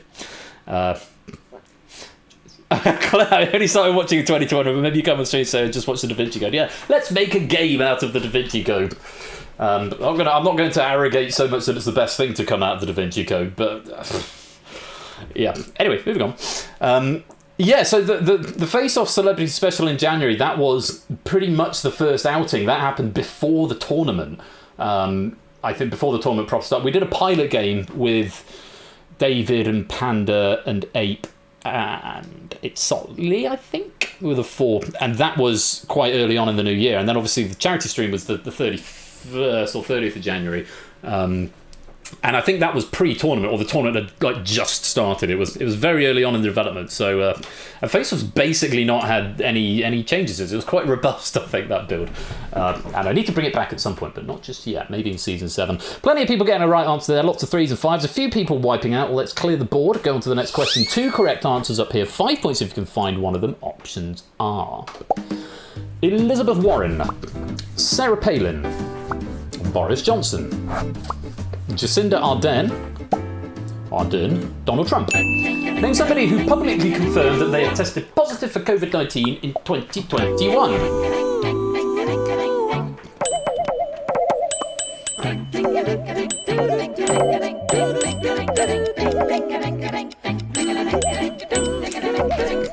A lot of wipeouts going on there. Quite a few getting it right, but a lot of abstentions as well. Remember, this is the last one. If you've got no points, you won't be able to risk on the next question. Elizabeth Warren and Sarah Palin were the only correct answers up there. Johnson and Trump both contracted COVID in, you guessed it, 2020. Jacinda Ardern has not publicly confirmed that she has had the virus, so she said she took a test, I think, quite recently, but hasn't confirmed that it was positive or negative. Elizabeth Warren and Sarah Palin, the only 2 right answers up there. We've got David on 3. We've got a few 5s, a few 8s, and a few 10s, and a number of people wiping out, down on 0 at the moment.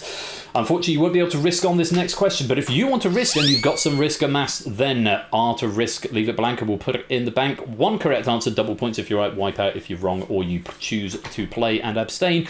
Options are this: ream, ears, sips, meat. Bank or risk?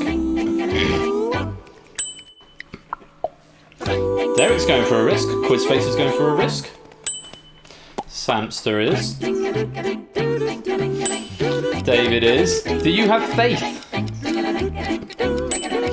And only just the 5. Just the 5. Not much information to go on there, but this one I think you'll probably do quite well on.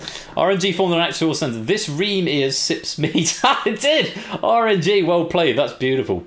Well, Samster thinks he's going to regret it. I'm not. Well, we'll have to wait and see. We've got 8, 5, 5, 5, and 3. Everything else has been put into the bank. Good luck. Here is the question. Name an anagram of the parent company that took over Facebook in 2021.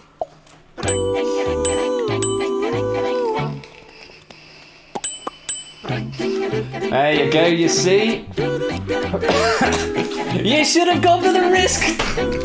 Should have gone for it. Yes, it was MEET, which is an anagram of Meta, which is the new Facebook parent company. Well done, all 5 players who took the risk were rewarded with double points. MEET is an anagram of Meta. Anagrams of the wrong answers are arse, shit, piss, and mare, respectively, for ears, this, sips, and ream. So, so your options, were they not anagrams, would have been arse, shit, piss, mare, or meta, which I felt was appropriate somehow. Very well done, everyone, risking that, getting themselves some double points. Are we PG here? I don't know that we are PG here. I say bad words occasionally. It's not politics, it's fine. Let's go on to the next board. Put those points in the bank. Derek, John, Chum and Jers, all with 20 at the top at the moment. Still plenty of points to be won yet, and there's quite a lot of points out already, which is quite nice. I say words badly. I do that as well, Jers. I definitely do that as well. Let's take a look. 4 correct answers out of 5 here. 2 points if you can find one of them. Options are The Matrix Resurrections, Spider-Man No Way Home, The Suicide Squad, The Conjuring, The Devil Made Me Do It, Mortal Kombat. Name a film that had a simultaneous US cinema and streaming service release in 2021. Only one of those is wrong. We're trying to avoid it.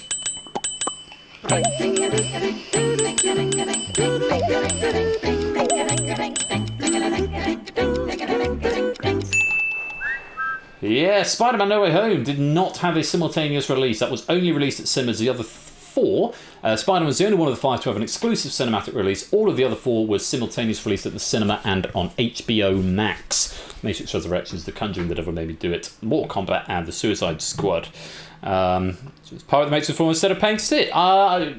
No comment, Jack Wilfred. I can neither confirm nor deny whether I've already done exactly that. I can neither confirm nor deny. Who knows? But yes, that is certainly a thing you might be able to do, theoretically. Yes, I can see Spider-Man. Well, we're currently watching all of the... You wouldn't download a Matrix. We're currently watching all the old Spider-Men? Unsure of the nomenclature. But yeah, we're watching them all. We just got The Amazing Spider-Man 2 to go for us sins. We're not going to rewatch the first 2 Tom Holland ones, and then we're going to go see the new... Because we watched all of the Marvel films last year, but we didn't watch the Sam Raimi and Sam Raimi, who's the director, the Tobey Maguire and the Andrew Garfield Spider-Man films.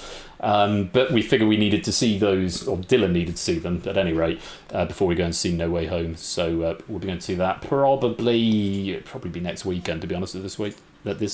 Spider-Man films, yes, not Spider-Mans. Spiders-Man, I like that one. From now on, I shall refer to them as Spiders-Man, Claire. Let's go to the board. Plenty of people getting 2 points there. Let's go on. 3 correct answers here. 3 points for if you can find one of them. Options are Elden Ring, Little Nightmares 2, Far Cry 6, Cyberpunk 2077, Deathloop. Name a video game released in 2021.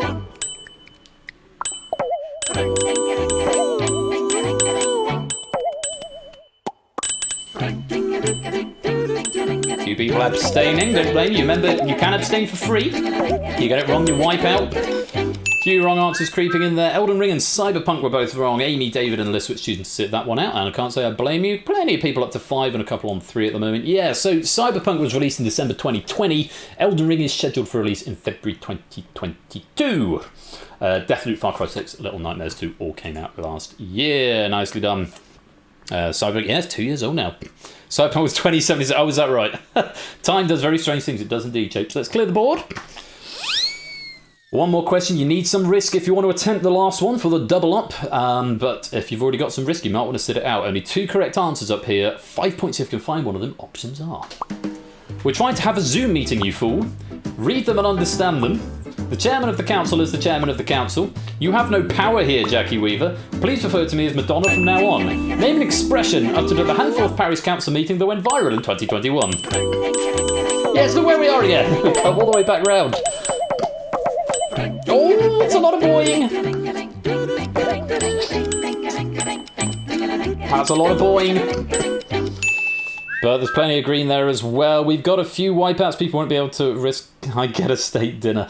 We're trying to have a Zoom meeting, you fool. You have no power here, Jackie Weaver, and please refer to me as Madonna from now on. We're all incorrect. Read them and understand them was definitely there. Read the standing orders. Read them and understand them. Appalling behaviour. Dear me. It's very. Go watch it if you haven't. She can't move him. She's just removed him. Yeah, that was the thing. My favourite one is C. The chairman. There's the chairman already installed. The chairman of the council. The chairman of the council is the chairman of the council.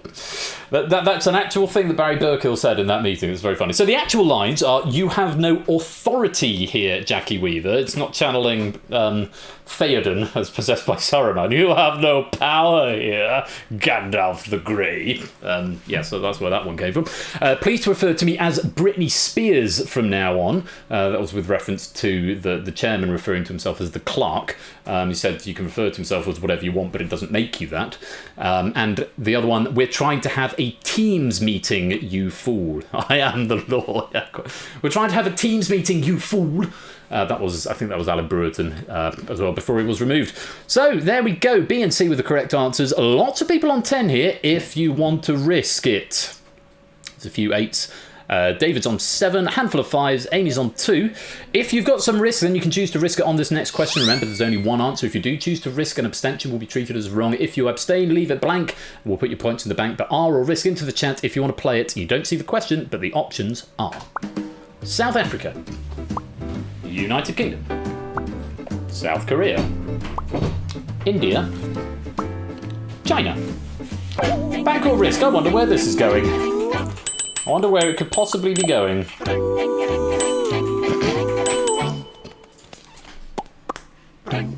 Claire, absolutely not.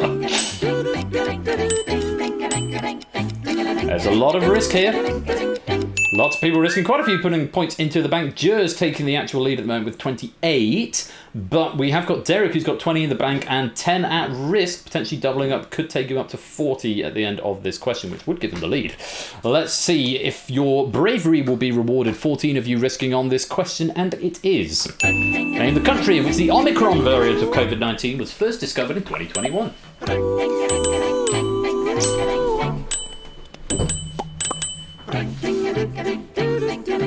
Just waiting on shapes. It's going to make it a perfect board. Oh, shapes!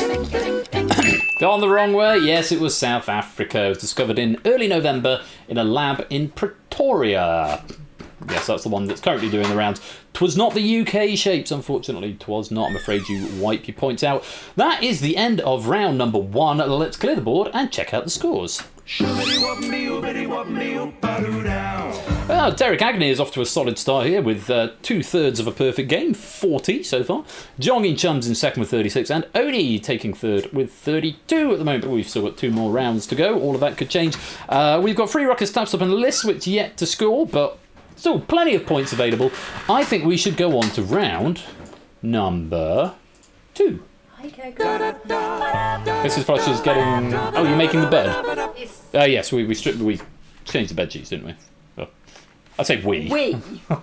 This is the royal we.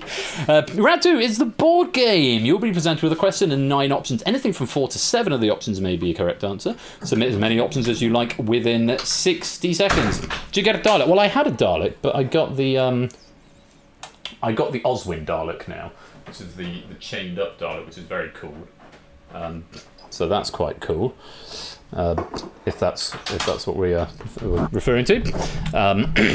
Yes, anyway, I'm getting distracted. Syntax unimportant in this round, so you can do them one at a time, or you can do them all in one go with commas or full stops or spaces, or not at all, just do a big string of letters, and it'll process them. No, the Angel's that one.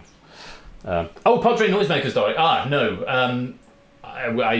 We figured it's probably not a great time for it, just at the moment, just while we're about to have the house rewired, and that's quite expensive. But as and when I get something, I'm sure I'll share it with you. Yes, maintain eye contact. For each correct answer, you get 5 points, but if you give me any wrong answers at all, then your score will be reduced to 0. Scores are banked after each board, and so with 3 boards in the round, there's a maximum of 60 to 105 points available, depending how many right answers are there. So, this is the board game. Best of luck to you all. If you blink, then... I brought you something. Oh, is there a dog? No, there's a cat. Oh, is there a cat? Oh, hi, Because I'm Penny. changing the sheets. Oh, yes, She's of not course. very happy with me. Need to change the sheets, don't we? Is that the right button? Oh no, because it's in game. I can't do the thing. I'll do the thing later on. Anyway, we're going to get on with this. 60 to 105 points available, depending how many right answers there are. Remember, even a single wrong answer, and you wipe out your scores. Turn to page 394. Yes, I will do that for this question. If I can get the voice back. There it is.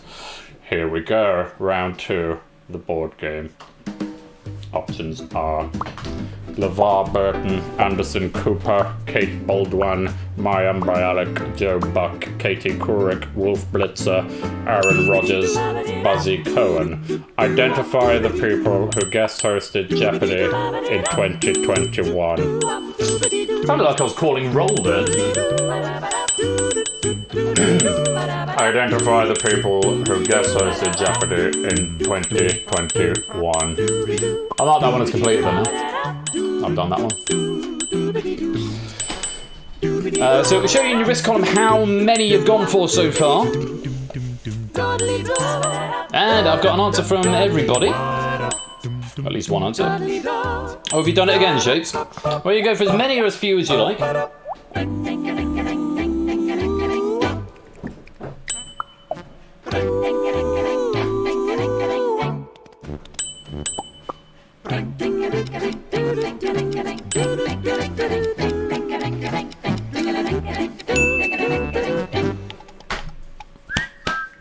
I did think we might have a few people getting all 7 there. Very well played. LeVar Burton, Anderson Cooper, Mayim Bialik, Joe Buck, Katie Couric, Aaron Rodgers, and Buzzy Cohen were all the correct answers. No one going for Kate Baldwin. 4 people going for Wolf Blitzer, wiping out, getting no points there.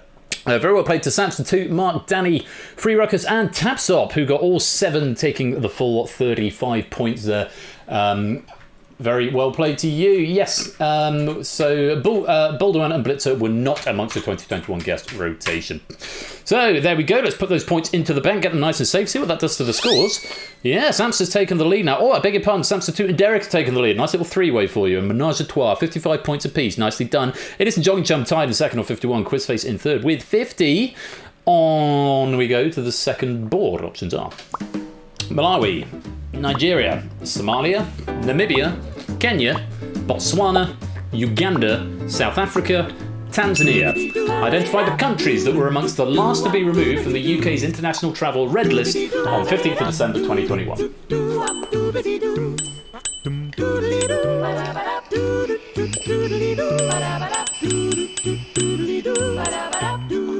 Is that right, Shapes? What a wally. So, this better just be a clean geography. I don't know that. I don't know. Well, I do, but I can't say yet, obviously. Tell you in about 30 seconds. Boom, boom, boom, ba-dum, ba-dum, ba-dum, ba-dum. Rum, diggity, pop, ba-dum, bum. Let's wait for an answer from Mark. Everyone else has given me at least 1 so far. Here's the ticks. The last chance to get some answers in.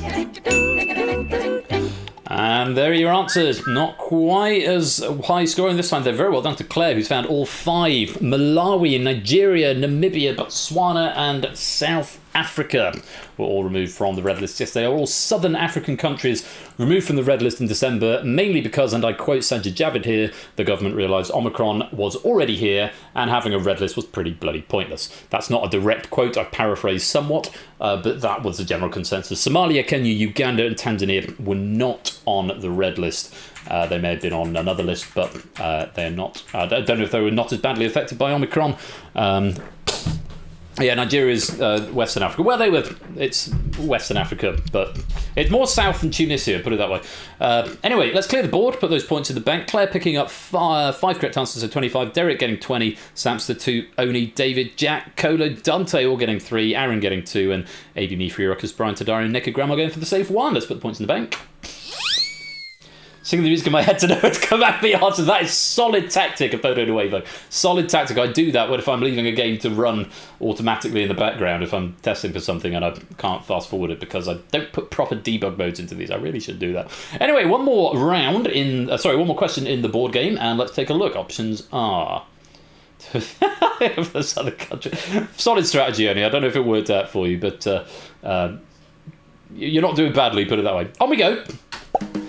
I can be that woman, Bumblebee, just a notion, no doubt about it. Voyage, Little Things, Ode to Joy, I Still Have Faith in You, Keep an Eye on Benny. Identify the tracks from ABBA's latest album, released in November 2021. I needed to get a music question in eventually, didn't I? Oh, good grief, says Derek.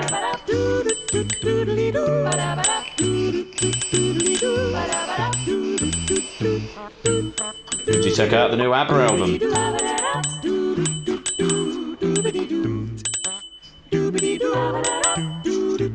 Might as well guess one. Yeah, you might as well have a go at one. Nothing ventured, nothing gained. Remember, anything from 4 to 7 of these will be correct. You'd rather strangle yourself. Fair enough. Fair enough. 20 seconds then.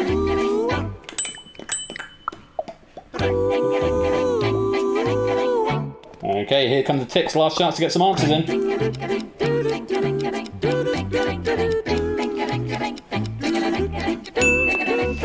And there we go. A few people only going for one, but still managing to wipe out. You double bluffing or triple bluffing?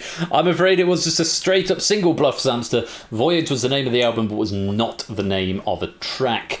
Keep an Eye on Dan was what Keep an Eye on Benny should have been. Ode to Freedom was a track instead of Ode to Joy. They're both legitimate tracks, but Ode to Joy and Keep an Eye on Benny were not. Voyage was the name of the album. All the other ones were correct answers. Yeah, that was nasty. I mean, that was mean. But there we go, some points going out. And Shapes finding 5 out of 6 of them. High score there, 25. Everyone else getting 3 or fewer. That is the end of round 2. Let's put the points in the bank and check out scores.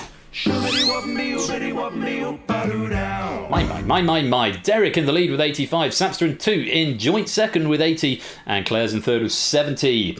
Everyone now has at least got points on the board. Hooray! Points equal pennies in this game as well. So you'll get some pennies at the end of this when the credits roll. Before we go into the pilot of the arena, which I'm very much looking forward to after round number 3. Before all that, though, we have got to do round number 3, which is... It's this or that. You'll be presented with a question and 2 options. One is correct, one is incorrect. Submit A or B within 7 seconds. Answering a question incorrectly. You can't do 1 or 2. It must be A or B on this one, by the way. Answer a question correctly will give you increasingly more points. So the first will give you 1, the second give you 2, the third give you 3, and so on. Get it wrong, and it reduces your score to 0 and resets your current correct answer streak. If you abstain from the question, it banks the points you've accumulated so far, but resets your correct answer streak. So you go 1, 2, 3, don't know the next one, you're on 6 points, abstain, put 6 points in the bank, and then you start rebuilding on the next question from 1, a bit like the weakest link. There are 15 questions in the round, though, so if you get a perfect streak of 15 out of 15, all multiple choice questions, 50-50, there's a maximum of 120 points available, so it's still very much anybody's game, but it's going to depend on how your fellow contestants do. Best of luck to you all. Round 3 is this or that, A or B. Question 1, options are... Ed Sheeran, Mark Hoyle, aka Lad Baby. Who sings first on the UK Christmas number 1 of 2021?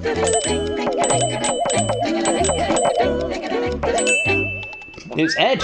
Ed Sheeran sings before Lad Baby on Lad Baby's own track. As the feature artist, he still sings the "Build a fire and gather round the tree." That line. Originally, that question was Ed Sheeran or Elton John, and I was going to do about Christmas number 2, but I thought that was maybe a bit easy. So, yeah, Ed Sheeran. Thanks, David. Yeah, I did quite like that one. Yes, it was Ed Sheeran who sang first on a track that wasn't even his. So there we go. 41% of you getting it right, 41% of you getting it wrong. The other 18% presumably abstaining. No points to go in the bank because it's the first question, but there is your risk streak starting to build. Only's got 2. Oh no, because it doesn't reset from the last round. I really must. Can someone add that on the to-do list, please, on the internal issues? I really must do that. You haven't got 3 points of risk or 4 points of risk if you're down the bottom. That is just a leftover from the last round. How many you submitted? I must clear that going into round 3, and it wasn't on the list. The risky business to do this is currently empty, actually. So that needs to be a thing. Hello, Cat, by the way. Cat is here. On we go. Question number 2. This or that, A or B. Options are Star Trek, Star Wars. I'm going to sneeze. Going viral in May 2021, the "for the better" right meme comes from which sci-fi franchise? Ooh, 53.8% getting the right answer. Star Wars. Just over a quarter of you getting it wrong. It was not Star Trek. David, Kodo, Dogfish, all abstaining, putting a point into the bank. Yeah, it's the Anakin Padme one for the better meme. If you punch it into Know Your Meme, it'll come up. It's it was all over Twitter for quite a while. Anyway, let's put the points in the bank and go on to the next question. Still got plenty of time to get some more points. Question number 3, this or that, A or B. Options are 9th of April, 10th of June. On which date did Prince Philip die in 2021?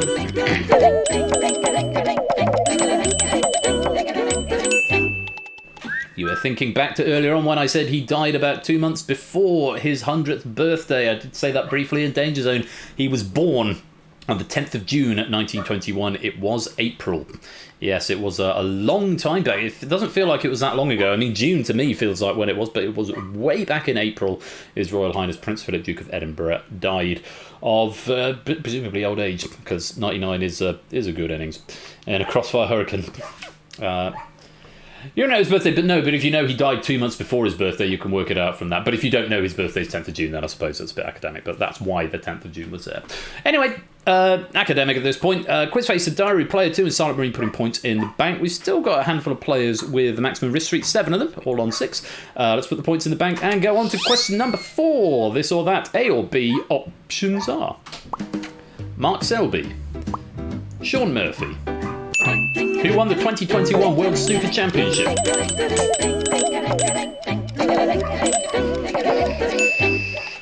He's on the wall of Big Break as well. It was Mark Selby. To be fair, that's the reason I made Big Break, is because actually after watching this final I decided, I missed the snooker. I should make a game about it. Yes, Murphy lost 18-15 in the final to Mark Selby. Toot, Jack, Energy, G. Isons and Liswitz all putting points into the bank there. Still got 2 players with the maximum, BC and Brand New Hader. They've got a low bank score, but they are in pole position to get more points as their risk will start to accumulate faster and faster. For now, let's put the points in the bank and go on to question number 5. Toot now taking the lead, 86, though Derek Agony is in a theoretical tie at the moment, also potentially on 86. Question number 5 then, this or that, A or B. Options are the Bushes, the Carters. Who did the Bidens share a photo opportunity with in May 2021?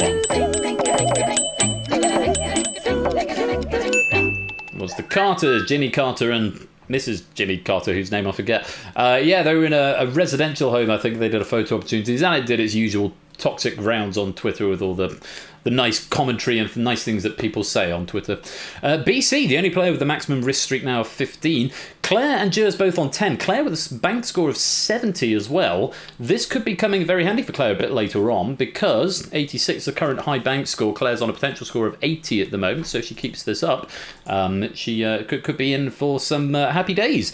Zeus, Dogfish, Join Chum, David, Colo, Silent Marine and Reese all putting points in the bank, and possibly a Podo as well, although that might be a leftover one from earlier on. I guess we'll find out. Put points in the bank and go on to question number 6. This or that. Yes, it looks like it's a leftover from before. This or that. Where are you? Actually, no, where are you? Apodo, where have you gone? Where have you gone? There you are. You're up there. I don't know if that's risk or if that's leftover from before. As we'll find out. This or that.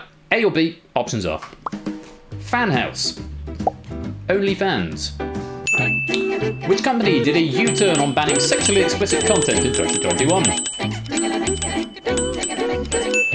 Plenty of green going on there. OnlyFans was the answer. Following a week of backlash in August, OnlyFans reversed the decision. Can't tell if that is leftover points or points going in the bank. Liswitz, Kegler Coach and Amy. I think Amy is leftover points from before. Liswitz, Kegler Coach might be putting points in the bank. Majority getting the right answer there. Fan House was not the right answer. Let's put the points into the bank. BC still with that risk streak of 21. Could start to become a problem for some of the highest scoring players in a bit. Toot still with the lead for now, but Claire is now only 1 point behind Toot's current, 1 potential point behind Toot's current bank score. All to play for. Let's go on. Question number 7. This or that. A or B. Options are The Witcher Season 2, Squid Game. Which Netflix series had more viewing hours in 2021?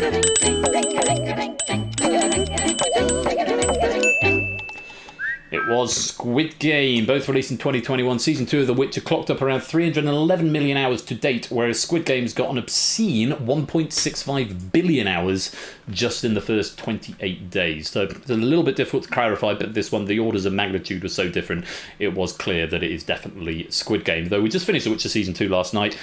very much enjoyed it, actually. I enjoyed it more than season 1, I think. Enjoying it a lot, and evidence of that will probably come to light in the next game pack, as you will see in due course.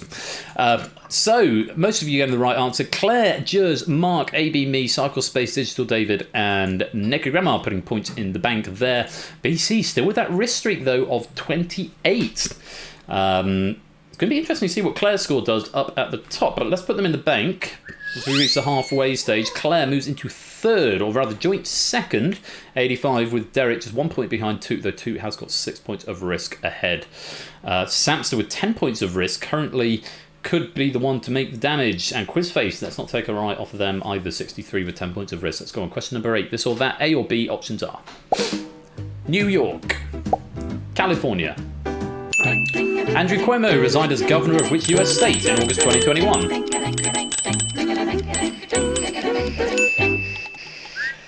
Samster calling it quits there, putting 10 points of risk into the bank, as is DMC. Zeus and Tadari both putting in 3. It was New York. Yes, was the governor of New York. It was in the wake of a sexual harassment report.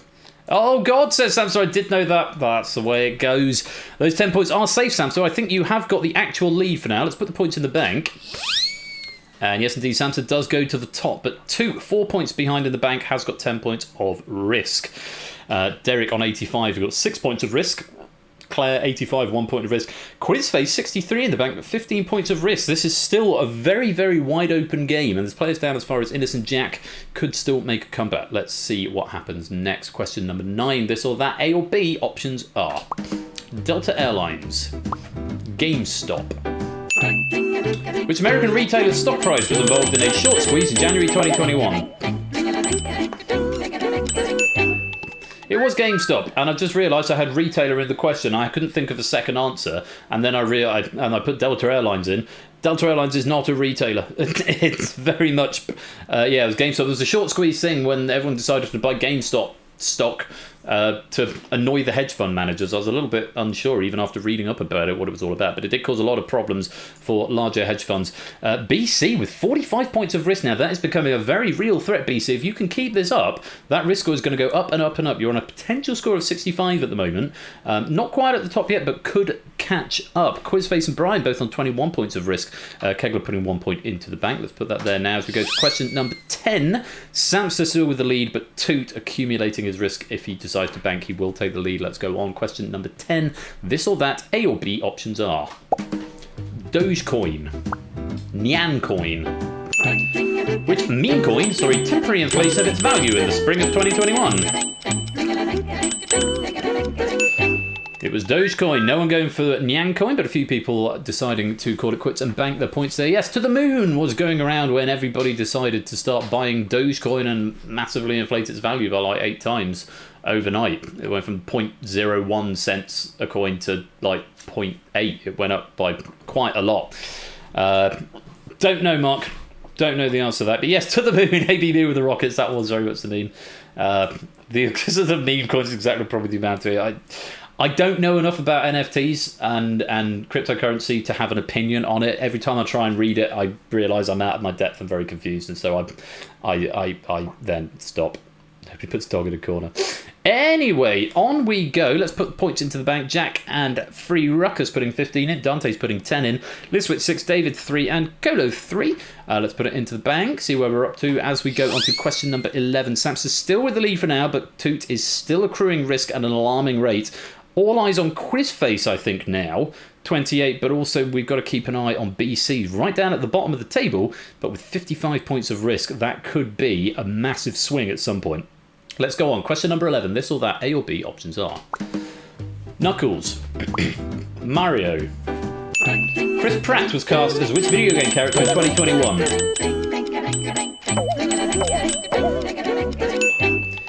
Was Mario. Again, Twitter had some interesting things to say about it. Idris Elba is playing Knuckles in the upcoming Sonic 2 movie, but it was Chris Pratt who was cast in the upcoming Mario movie. Brian putting 28 points into the bank there. Tavstop and Energy both putting 15 in. Aaron's putting in 6. BC with 66 points of risk, more than 3 times what you've got in the bank, BC. A bank at this stage would take you up to 86. It wouldn't be the lead, but remember, every correct answer you're giving from this point onwards is going to be massive. because of your consecutive streak. Quizface with 36, and again with 63 in the bank, that takes you up to a potential score of 99, which is huge. 2, 86, 28 there, Oni 62, 28, Innes 51 with 28, Player 2, 28, Nata with 28 of risk. This could be an interesting game. I have no idea where this is going to go. BC, possibly the advantage, not much in the bank, but it's all to do with that risk. If they can keep it there, goodness me. Let's go on. Question number 12. Yes, it is still Samster with the actual lead for now, but 12, 13, 14, 15, 4 questions to go. Question number 12. This or that, A or B, options are... Hello, Peter. Be careful what you wish for, Parker. What was the last line of the Spider-Man No Way Home teaser trailer released in August 2021? And BC calls it quits at 66. It was Hello, Peter, said by Alfred Molina's Doc Ock, and pretty much confirming the multiverse plot of the film, which is not a spoiler because it was in the trailer 6 months ago, or 4 months ago. The other line was the penultimate line of the trailer. Be careful what you wish for, Parker, was the penultimate line. Hello, Peter was the last one. Very well done if you got that. Innes and Natter now with the risk lead of 36. Lots of points of risk going into the bank here. I don't know what's going to happen to the scores, but it is going to be very, very interesting. Let's put them in now with 3 questions to go. Toot has got the lead with 114. Derek is in second with 106. Quizface is in third with 99. Samster... Well, Claire has got 95 in fourth. There's a gloss over you, Claire, like that. Was very rude of me. I only went to Samster, though, because he's on 90, but he has also got 10 points of risk. With 3 questions to go, Samster could get up as high as 28, which would take him up to 118, I think, if my maths is right. Samster could win this. Everyone else, if you're on 0 risk, the most you can hope to get at this point is 6. So Samster is a very real threat to Toot. Is Innes a very real threat to Toot? I think he might be, because Innes could potentially go from 36 up to 36. What does it go after that? It's add 28. So it's add 9. So there'll be 45, and then 45, 55. 106. No, plus... Oh my god, I can't even do the math, so I'm not even going to try. I think Innes is a threat at this point. I think Samster is a threat. Other than that, looks like it's pretty much Toots to lose with only 6 points in it. Good luck. Let's go on to the next one. Question number 13. This or that, A or B, options are... Hugh Edwards. Jon Snow. Which news anchor stepped down from his channel after 32 years in December 2021? Twas Jon Snow, and the channel was Channel 4, not Westeros Tonight, not that Jon Snow. Hugh Edwards, current anchor, lead anchor for BBC News at 10, I believe. Innes and Natter both up to 45 points of risk. I'm not sure Natter has got enough in the bank behind him to make much of a difference here. Samster certainly has. Innes has got 51 in the bank, 45 points of risk, currently on a potential score of 96. With 2 questions to go, let's go on to question number 14. This or that, A or B, options are... Please take them away because I've got the cat on my lap. And I don't want... Just on the sofa. Naughty dog. He was just on the sofa. Question 14. This or that, A or B, options are... The 45th. The 44th. Which number president attended Joe Biden's inauguration in January 2021? The other ones could have been the 45th or all of them who are still alive, because I'm pretty sure all of them did. Not sure if Jimmy Carter was there, actually. But yes, the 45th, Donald Trump decided not to go, but Barack Obama, the 44th president, was there. He shared a fist bump with Kamala Harris. Innes up to 55. You thought that was a very hard question, did you, Mark? The Jon Snow one? Maybe if you're... possibly for US, but it was quite big news over here. And it was trending on Twitter as well. Samson's dreading this last question. It's a very meta question, I have to say, the last one. I'm slightly regretting the decision, but to put it in. Tapsop putting 3 in, Claire and Brian, DMC, Colo, Aaron and Brand New Hello putting 1 in. Let's put the points in the bank. Innes is on a potential score of 106. Samster is on a potential score of 111. With 1 question to go. Toot can get a maximum score of 120. Samster can get a maximum score of 118. So if Toot gets this right and Samster gets this right, then Toot wins, unless Innes is doing stuff. Oh, it's all very exciting. Good luck. Question number 15. This or that, A or B, options are... No. Yes. Did I get my hair cut even once in 2021?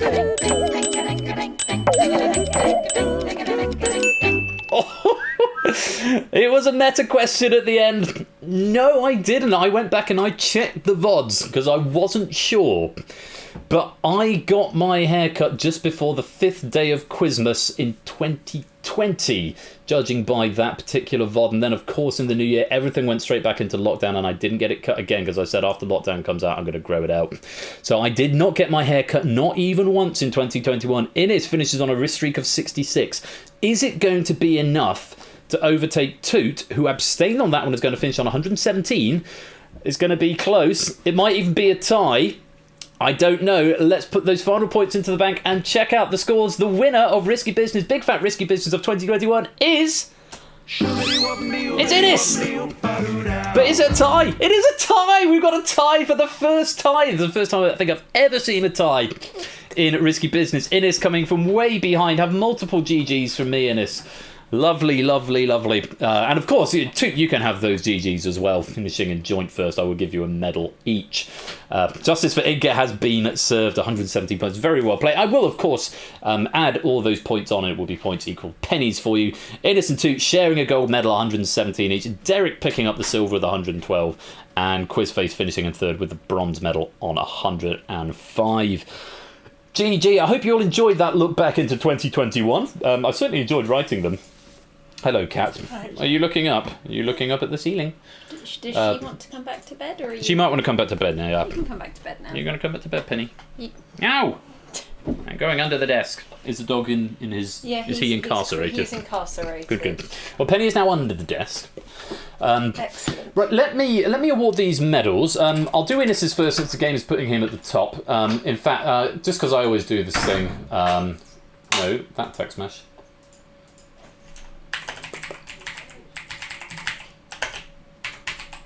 There we go.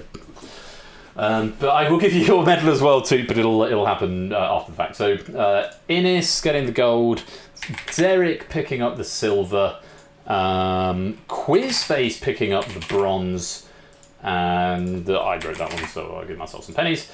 Royal Flush set as author Innes, Derek, and Quizface. Nicely done. Medals going out. Padoom, and I will give, now cut that out, a gold medal for Risky Business as well. Badoom! Theory Game! Welcome to the stream. Great to see you. Great to see you. Hope you're keeping well. Happy New Year and all that. So that was Risky Business. Hope you enjoyed that. It's quite fun looking back over the year. Oh, winners! Yes. Thank you, David. There we are. Yes, are the win-ras. So, points equals pennies, they will be added on automatically when the credits roll and I do another bonus, which the code for which will be arena something, because after this very short break, which is going to grab myself a quick drink, we are going to have the pilot episode of the arena as a pilot episode because the tournament proper is starting on Thursday.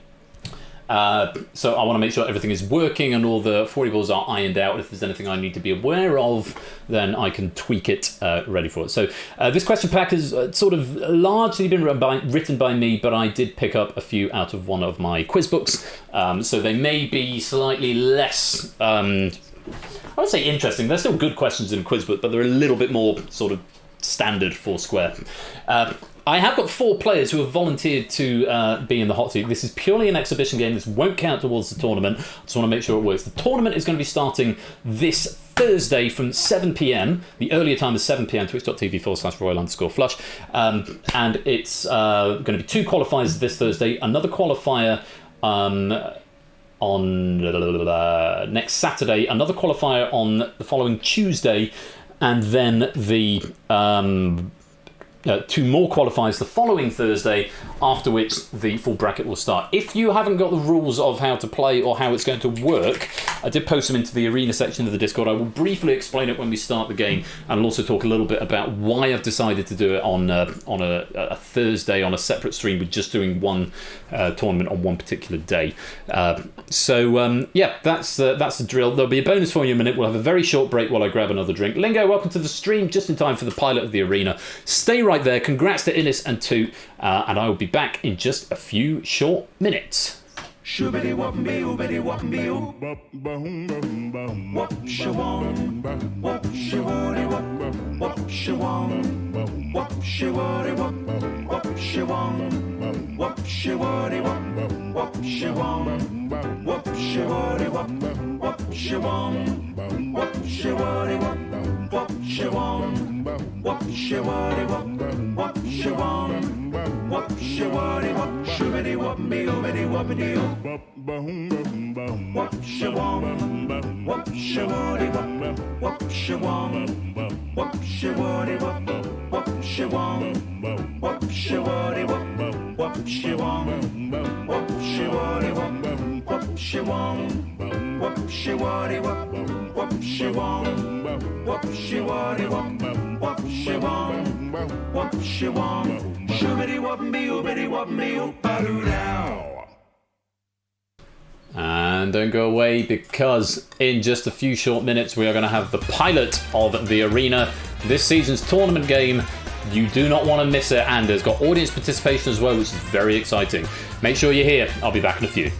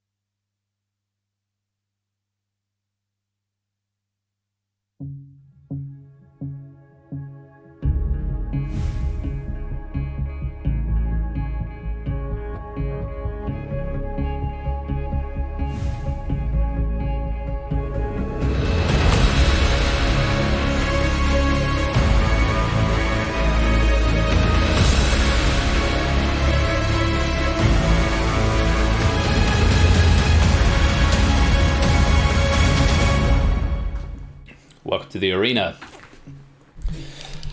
Yes, there's a loading screen on this one. KBRA is what you need to type if you want to come and join the game. If you are a hot seat player, you do not need to type in that code. In fact, you'll be prevented from doing so.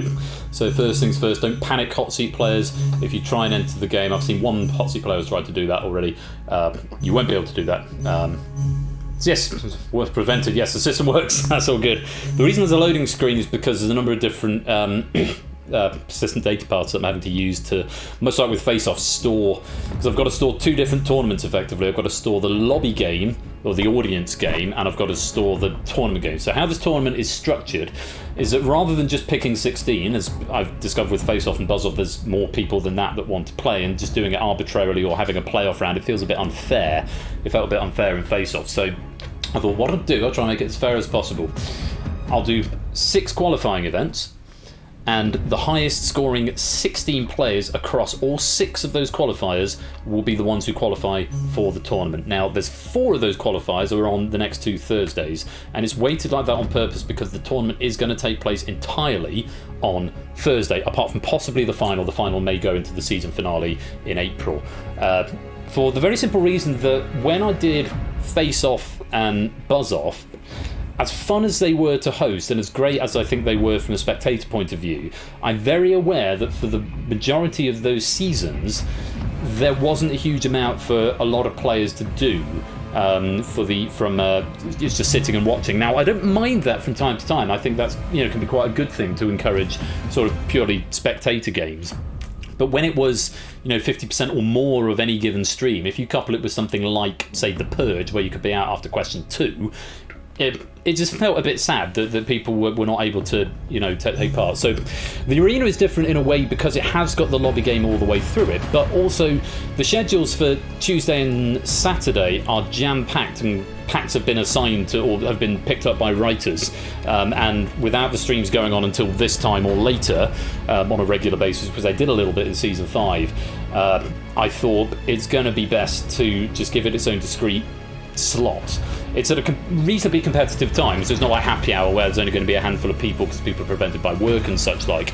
Time zones notwithstanding, I can't do a lot about that, but I thought just doing it on one night, and then if people decide, well, I don't want to play in the tournament, or I don't like the format or whatever, then that's just one stream they can miss. They don't feel like, well, it's going to be half of the thing is the arena tonight, I don't really fancy tuning in. So there's an element of that as well. But also it then focuses it all into one, and it means we can get on with the regular game night stuff on the Tuesday and the Saturday, for which, say, there are lots and lots of question writers have already picked up packs for it, and I'm very, very excited about what's coming. So, the arena is a game, the data's going to persist from the first 2 heats on this coming Thursday. Thereafter, it will be reset, and the 16 tournament players will be added. They'll then, much like with Face-Off, they'll each play each other once. So there'll be 5 sort of pairs, if you like, of heats for a total of 5 sort of quads of heats. So there's 16 players, so there's 4 matches of 4 players each, times 5, so for a total of 20 heats. The scoring system's all in the rules and stuff. The top 2 will get through to the final. The next 4, so positions 3 to 6, will have a playoff for the 3rd slot in the final. And the lobby game, the best 4 in the lobby over the course of the 20 heats, will go into a playoff for a seat in the final. Yeah, like the idea always busy on Thursday. That is the payoff, the trade-off, David. It's if you've got other things that you're committed to of a particular day, it does mean you're limited in that respect. But it is a bit of an experiment, and it might not work, and it might be people say, well, actually that's a good stream time, but mix it up and space whatever the tournament game is more evenly through the season. We're going to try it for this one. I mean, this is a relatively short season. It's only going until April, or beginning of April, so middle of April, sometime in April. Well, as Jack says, quit the job, lawyer up, hit the gym.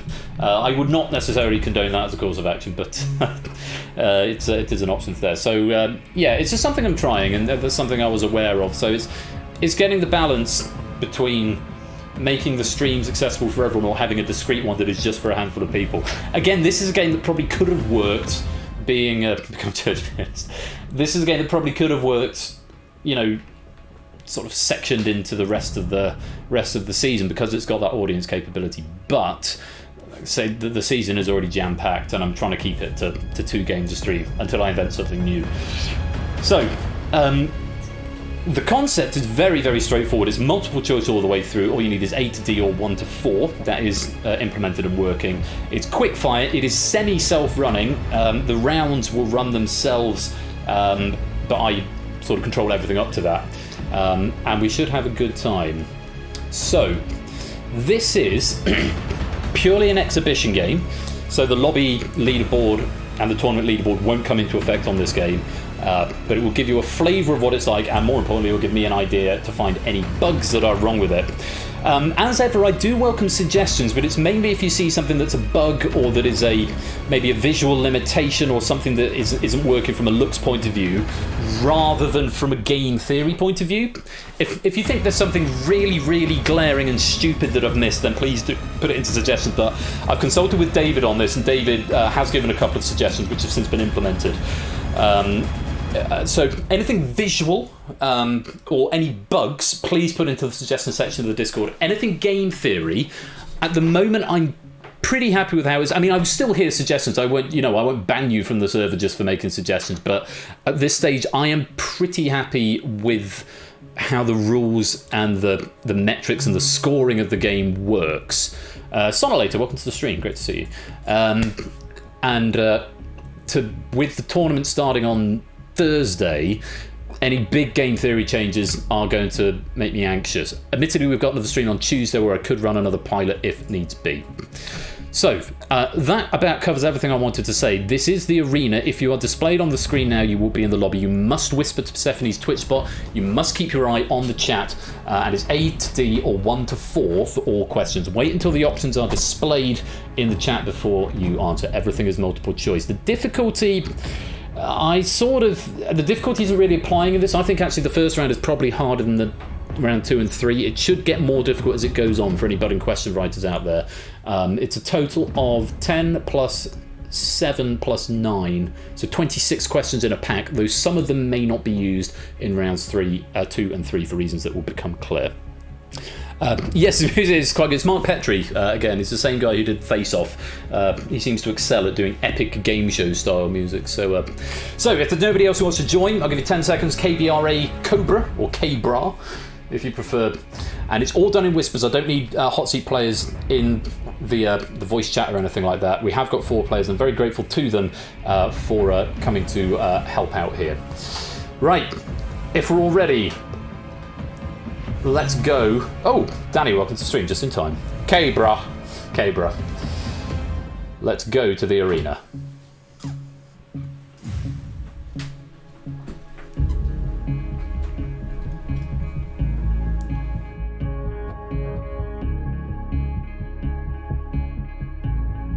I think I'd have put in a voiceover at this point. This is the arena. 4 will enter, only 1 will leave.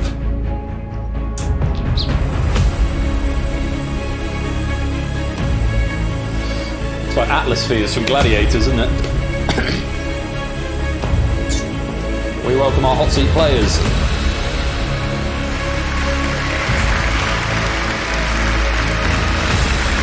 Derek, Jogging Chum, Oni, Innes. Welcome to the arena.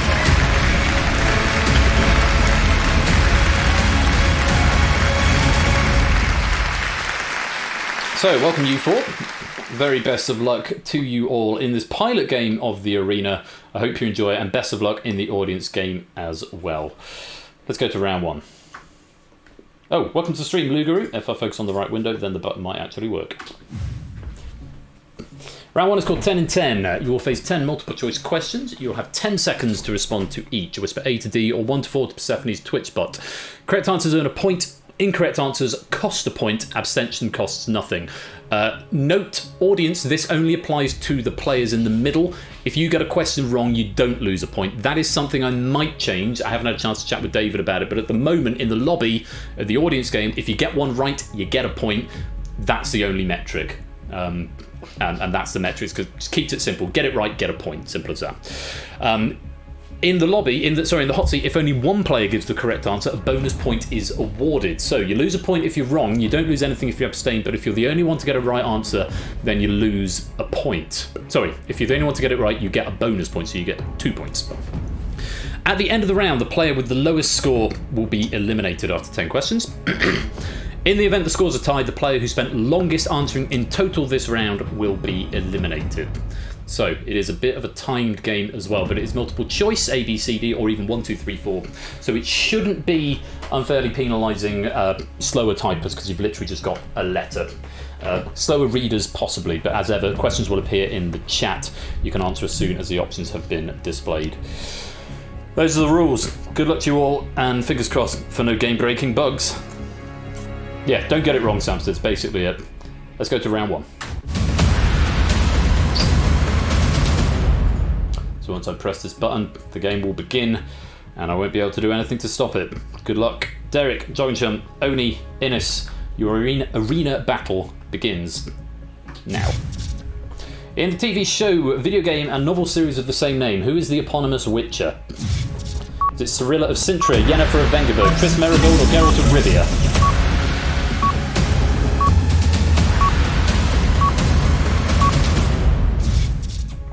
Geralt of Rivia, all 4 arena players getting the right answer there. Very well played. You're off the mark. So we order the board. Plenty of players in the lobby getting that as well. Question 2. What is the middle name of the President of the USA? Remington, Robinette, Richard Roberts.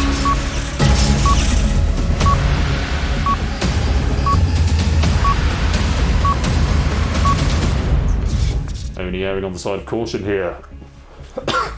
Saving his point. Derek, Joggingchum, and Innes all getting it right. B, Robinette was the answer. Reorder the board.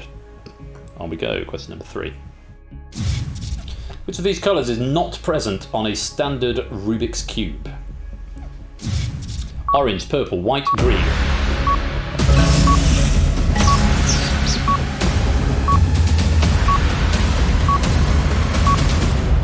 Everybody answering. Almost everyone getting the right answer. B, purple. You do get an orange and a green and a white. All of our arena players getting it right. Well played. There's no pennies in this game at the moment. I may add them in, but I'm inclined not to, just to keep this completely separate from pennies. Question 4. How many symphonies did Mozart write? 106, 9, 41, or 0? All 4 players attempting.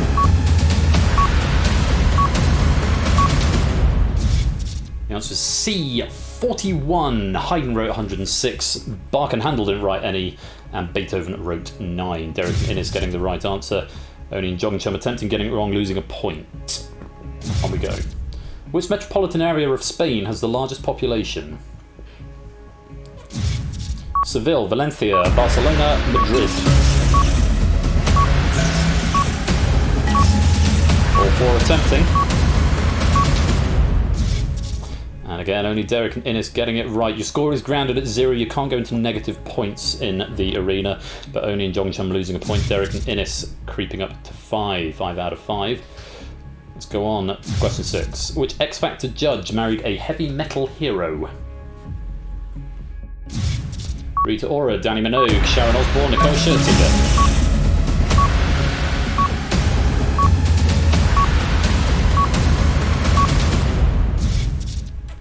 Sharon Osbourne married Ozzy Osbourne. All 4 players in the arena getting it right.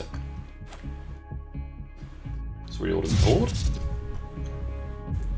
Zeus currently with the lead. Only player in the lobby to get 6 out of 6. Question 7. What can be an island, an article of clothing, or a potato? Maris Piper, Jersey, Skye, King Edward.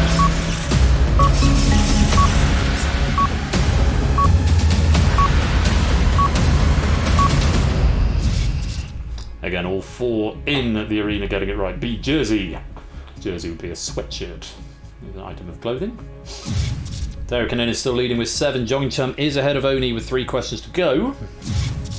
What was the nickname given to the 2012 VAT charge on hot takeaway food? Passy tax, muck tax, curry charge, Greg's duty.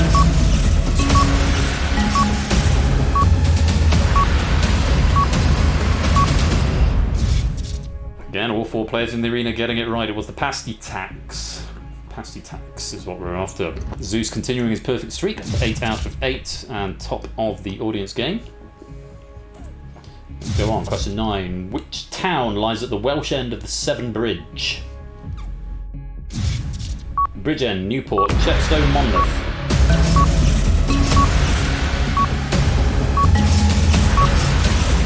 All 4 having a go eventually. Only Derek and Innes getting it right. Jogging Chum and only losing a point. Derek and Innes taking them to 9. Zeus interrupting his perfect streak there, but still with the lead in the audience. Jogging Chum has got the advantage over Oni. It will be Oni eliminated if the scores stay like this. How many dots are used in each letter of the Braille system? 6, 9, 12, 15. Only the first to answer. Is Jogging Chum going to abstain and hope that the time advantage takes them through? No, they're going to attempt it with a right answer. 10, 10, 4 and 3. The answer was 6. It does mean after 10 questions only you have 3 points and you've been eliminated. Well, quite Jack Wilfred, but you know what I mean. I think you knew what I was getting at there. That is round 1. That was 10 in 10. It's fast, it's furious, and it doesn't hang around. Heats in this game are going to be quite quick, is my impression. Oni, thank you very much for playing, but you have been eliminated with a score of 3. Derek, Innes and Jogging Chum, you progress through to the next round. Zeus currently leading in the lobby with 9. Colo, Samster and Toot all have 8. I have no idea why I said it in that order when it goes Colo, Toot, Samster, because it goes alphabetically. But there we are. Let's go on. Round 2.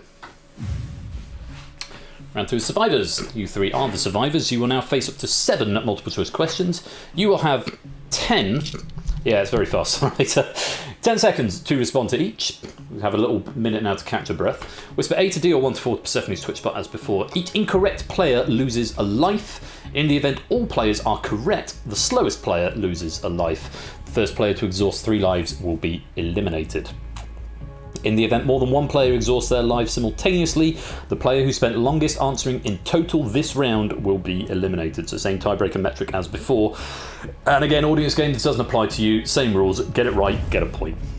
So, round 2 is survivors. Yes, Destiny Child intensifies. 3 lives in front of you right there, good luck. Derek, Innes, Jogging Chum, here's your first question. What relation to each other were Don and Phil Everly? Father and son, uncle and nephew, no relation or brothers. Derek's in first, Innes second. Abstention is treated as wrong in this, I probably should have said. Jogging Chum is in. Derek and Jogging Chum both incorrect. Innes was correct. The answer was D, brothers. Jogging Chum and Derek both losing a life there. No, and that's not where D is. Try 1 to 4, Derek, see if it's any better, maybe. On we go. What is the term for a positive electrode? Plusser, anode, plectrode, diode. Derek's in first, Innes second. Jogging Chum third. It's B, anode, you're all correct. Jogging Chum, you were slowest, so you have lost a life on that one. If you're slowest or wrong again, Jogging Chum, you will be eliminated. Yeah, probably could have put cathode as an option there. Got to think about it. Question 3. How is 77 represented in Roman numerals? LIIIXXX, LXVII, LXXVII, NXXVII. Derek and Innes were again in first. Jogging Chum was in third. It was C, all correct, but again, Jogging Chum, you were the slowest off the mark. You've run out of lives and you've been eliminated.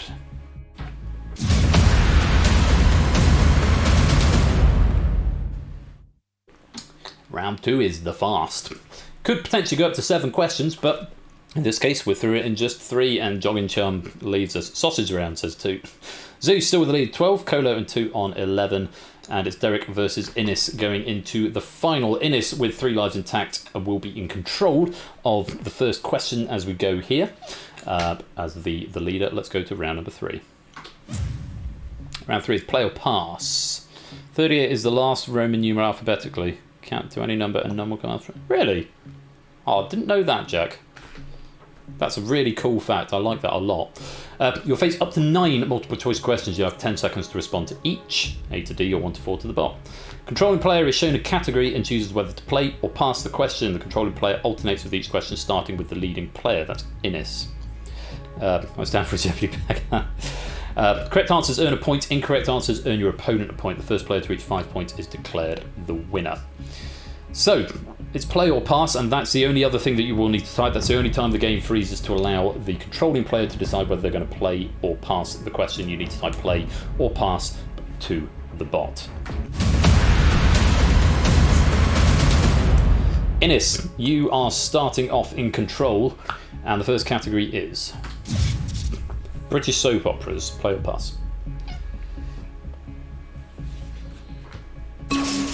It's a pass. So Derek, here's a question on British soap operas. Which British actress played Vera in Coronation Street for 34 years? Julie Goodyear, Betty Driver, and Kirkbridge Liz Dawn. Derek has committed to an answer. Was the correct answer. Derek, you've got yourself a point. Liz Dawn was the answer. Bad pass from Innes there. Derek has the lead. On we go. Category number 2. Derek, you're in control. Category is musical instruments. Play or pass?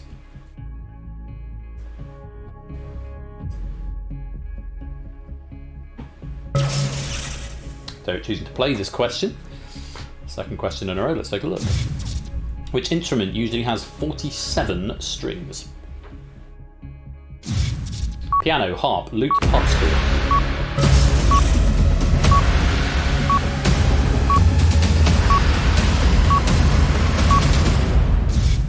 B, the harp. Derek going for C there. Not the right answer. You're giving a point to Innes, and it's 1 apiece. The lute has 4, I think.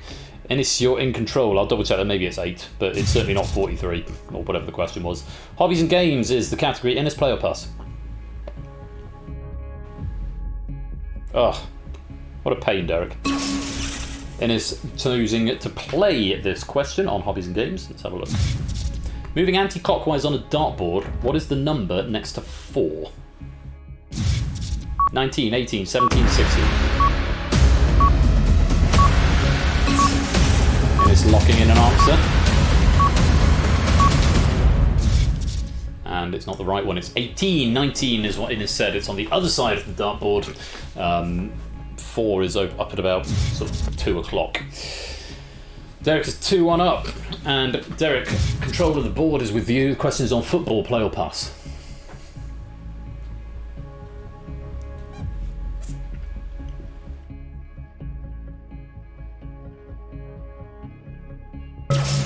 Derek choosing to play.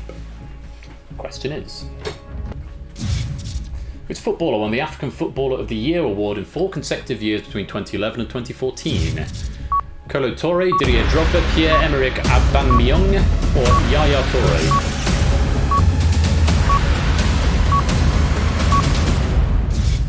Yaya Touré, D was the answer. Derek going for B was not the right answer. Not Didier Drogba. And you've given another point to Innes, who now takes control of the arena. Category for you, Innes, is people. Play or pass? Innes choosing to play. Trying to get an advantage for the first time. Here's your question. Louise Brown will always hold which famous first? First English female politician, first person born using IVF, first female Church of England vicar, first cloned human.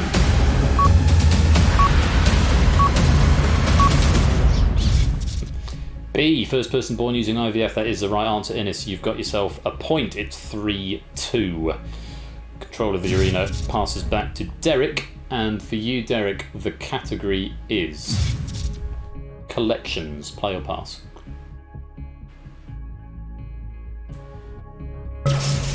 It's a play from Derek, trying to even up the scores. Here's your question.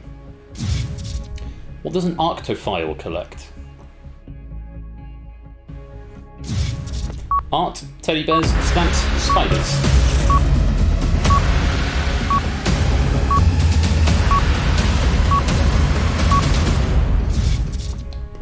B, teddy bears is the answer, and that's what Derek's gone for. It's 3 apiece. Nicely done. Control passes back to Innes. And a category for you, Innes, at this crucial stage of the game is biology. Play or pass? It is choosing to play this one. £900,000, really, David, nice. Question is, what gives red blood cells their colour? Plasma, hemoglobin, platelets, erythrocytes. Erythrocytes? It's B, hemoglobin, which is what you've gone for. It's 4-3. The match is within your grasp, or within spitting distance. But Derek's got control of the arena. Ketchup, could be. Category's pop music, Derek. Play or pass?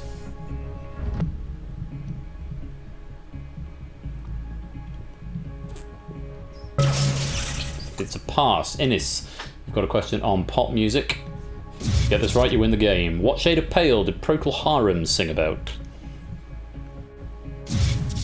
Lighter, whiter, tighter, or brighter?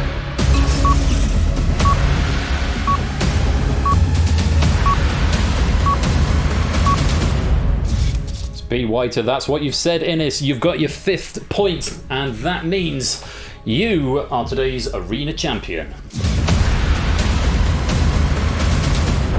Should have played. Yeah, that's the thing. It's not a straight difficulty curve. They don't just get gradually harder as it goes on. They sort of go up and down, and the categories at the end, I think, add a nice little bit of variety. 1 and 2, and Zeus as well over in the audience game, finishing with 19.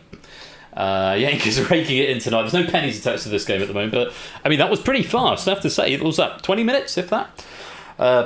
Nice and breezy. Yeah, it doesn't wait around. A little bit steadier in that last round, but not detrimentally so, I don't think. Yeah, fairly fast game. I could probably get through 3 heats in a 3, if not 4 heats in a stream, to be honest. But yeah, well played, everybody. Now, because I put it in exhibition mode, it won't show the audience leaderboard, but I will just show you briefly what it is supposed to look like. Let's bring up the leaderboard strap there. So, yeah, what you'll get is player name and the score, and these scores will persist through the run of heats. Or through the run of, in the first instance, through the run of qualifiers, and then the top 16, which is, and I'll need to change the colours after this when we get to the heats, will be shown sort of like that. So it'll be the top 16 players will get through. If we have more than, I mean, this screen caters for 50. If we have more than that in total, at any point, it will only populate the top 50. But you can come and go to as many or as few heats / qualifiers as you like, and it will be the top scoring 16 players across all 6 qualifiers that will be our 16 tournament players for the main heats of the tournament. And then, of course, for the heats, there are going to be 20 of them. So, again, you can take part in, as an audience member, if you don't make it into the tournament, you can play in as many or as few of those as you would like. What I will say is if you qualify for the tournament, if you're in the top 16, you will only be able to play in your tournament games. You will not be able to play in the lobby at all.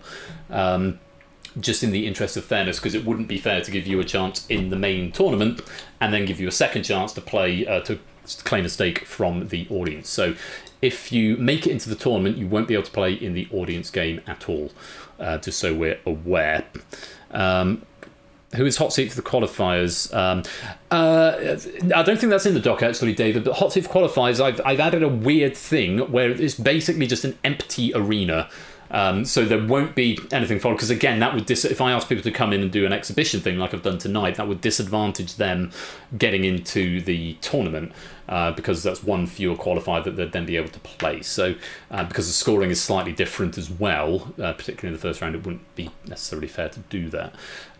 So for the qualifiers, the 6 qualifiers, there is just going to be an empty arena floor. There's going to be black tiles there. I've managed to find it took me longer than I care to admit, actually, to figure out a way to get around the play pass mechanic. But that will, now the players will just automatically play every question after 3 seconds. So it will just be the qualifiers. So the qualifiers might be a little bit dry, because there's not really a focus game, but it will just be an audience game. Thereafter, it is very much going to become a focus game for the players in the arena. So that's the arena If you've got any thoughts on it, do drop them into the suggestions section of the Discord. I look forward to reading them through. So I have consulted with David on this game, and he seemed happy with the rules that I'd put out, with 1 or 2 tweaks, which have now been implemented. Yeah, I hope you like it. I hope it's exciting. It certainly sounds a lot of drama, and Innes, our incumbent champion of the exhibition game, so he's got a lot to live up to in the main tournament. Celebrities in for all the qualified. That would be very nice to do that. I would like to do that. Maybe. Anyway, it is 11:15. I've got to go to church tomorrow because, believe it or not, it's a Saturday.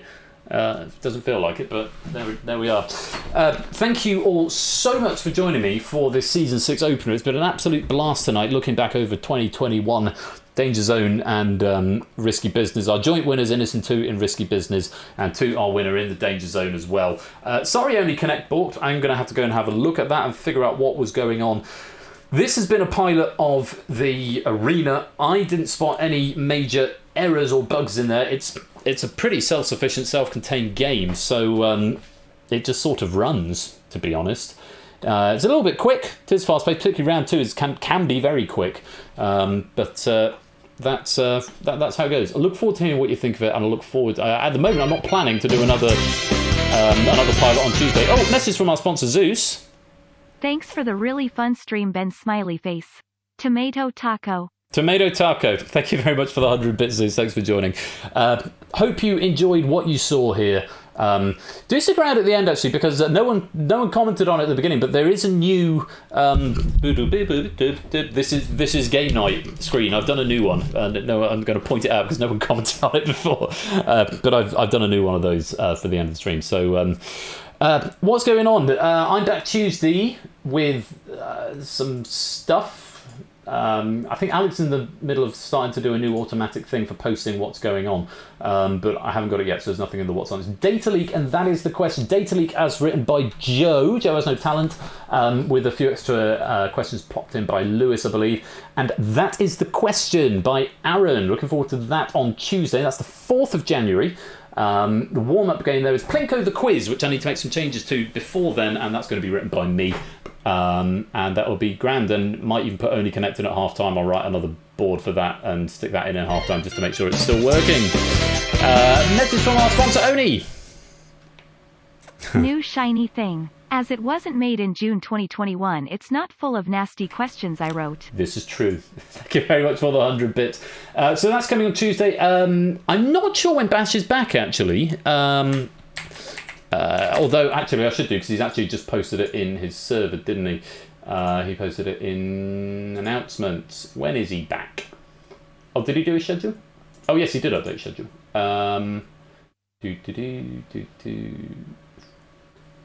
January the 5th. He is back on January the 5th, apparently. Stream schedule's the one I want to look at. There we go. Ah, yes. Winning Lines. Okay, so Bash is here with Winning Lines on Wednesday the 5th. Oh! And a message from our sponsor, Brand New Halo.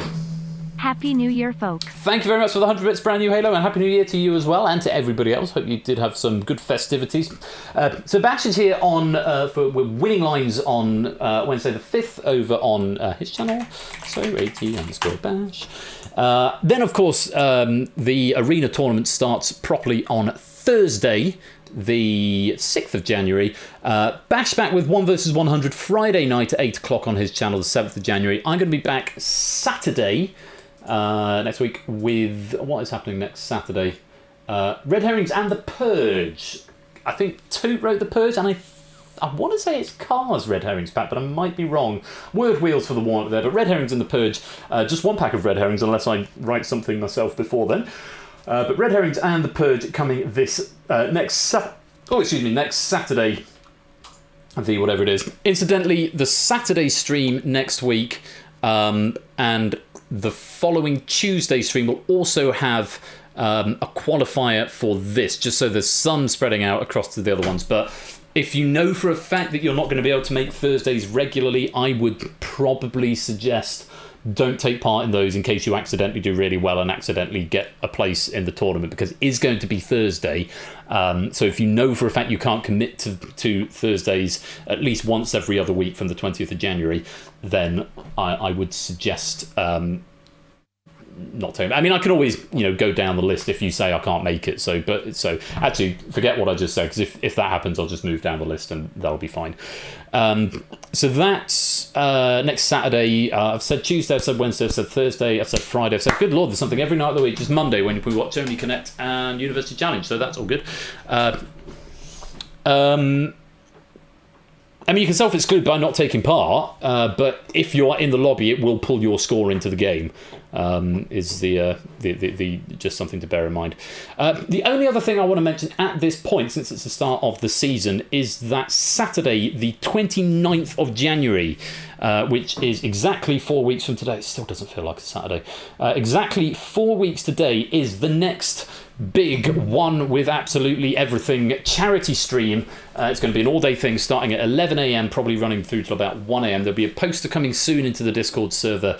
It's going to be a full day of quizzing. We're raising money for a really good charity called Fetch a Dog. They're a smaller charity than Samaritans. It's a completely different cause, but I will say more about it in due course. So if you are available for that, book it into your diaries. We've got a couple of very, very special games happening, including a guest game of the Arena.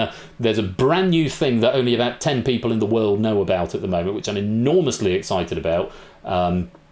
That'll be headline game sort of around 7 o'clock. And I've got a couple of other streamer friends, Buzzer Bob and Argic, are coming to play Buzz Off, which should be really, really good fun. So, put it in your diary, Saturday the 29th of January, raising money for Fetch a Dog. I'll say more about it in due course, but for now, if you could put that in your diary, it's 4 weeks today, big charity stream. The second one with almost absolutely everything is the title. You have been watching Game Night. This is season 6. What an amazing start. Thank you all so much for joining me.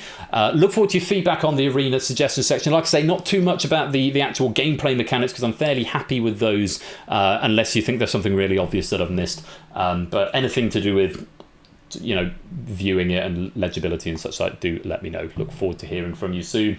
I have been Royal Flush. You have been watching the big fat quiz of 2021. Thank you for the 1 bit, David. We do like stuff. Unfortunately, there's not a voice alert for that. But hey, look after yourselves. I'll be back on Tuesday with Data Leak, and that is the question. By then, hopefully, I'll have a better track on what the days are. Until then, be absolutely marvellous and splendid and wonderful to each other.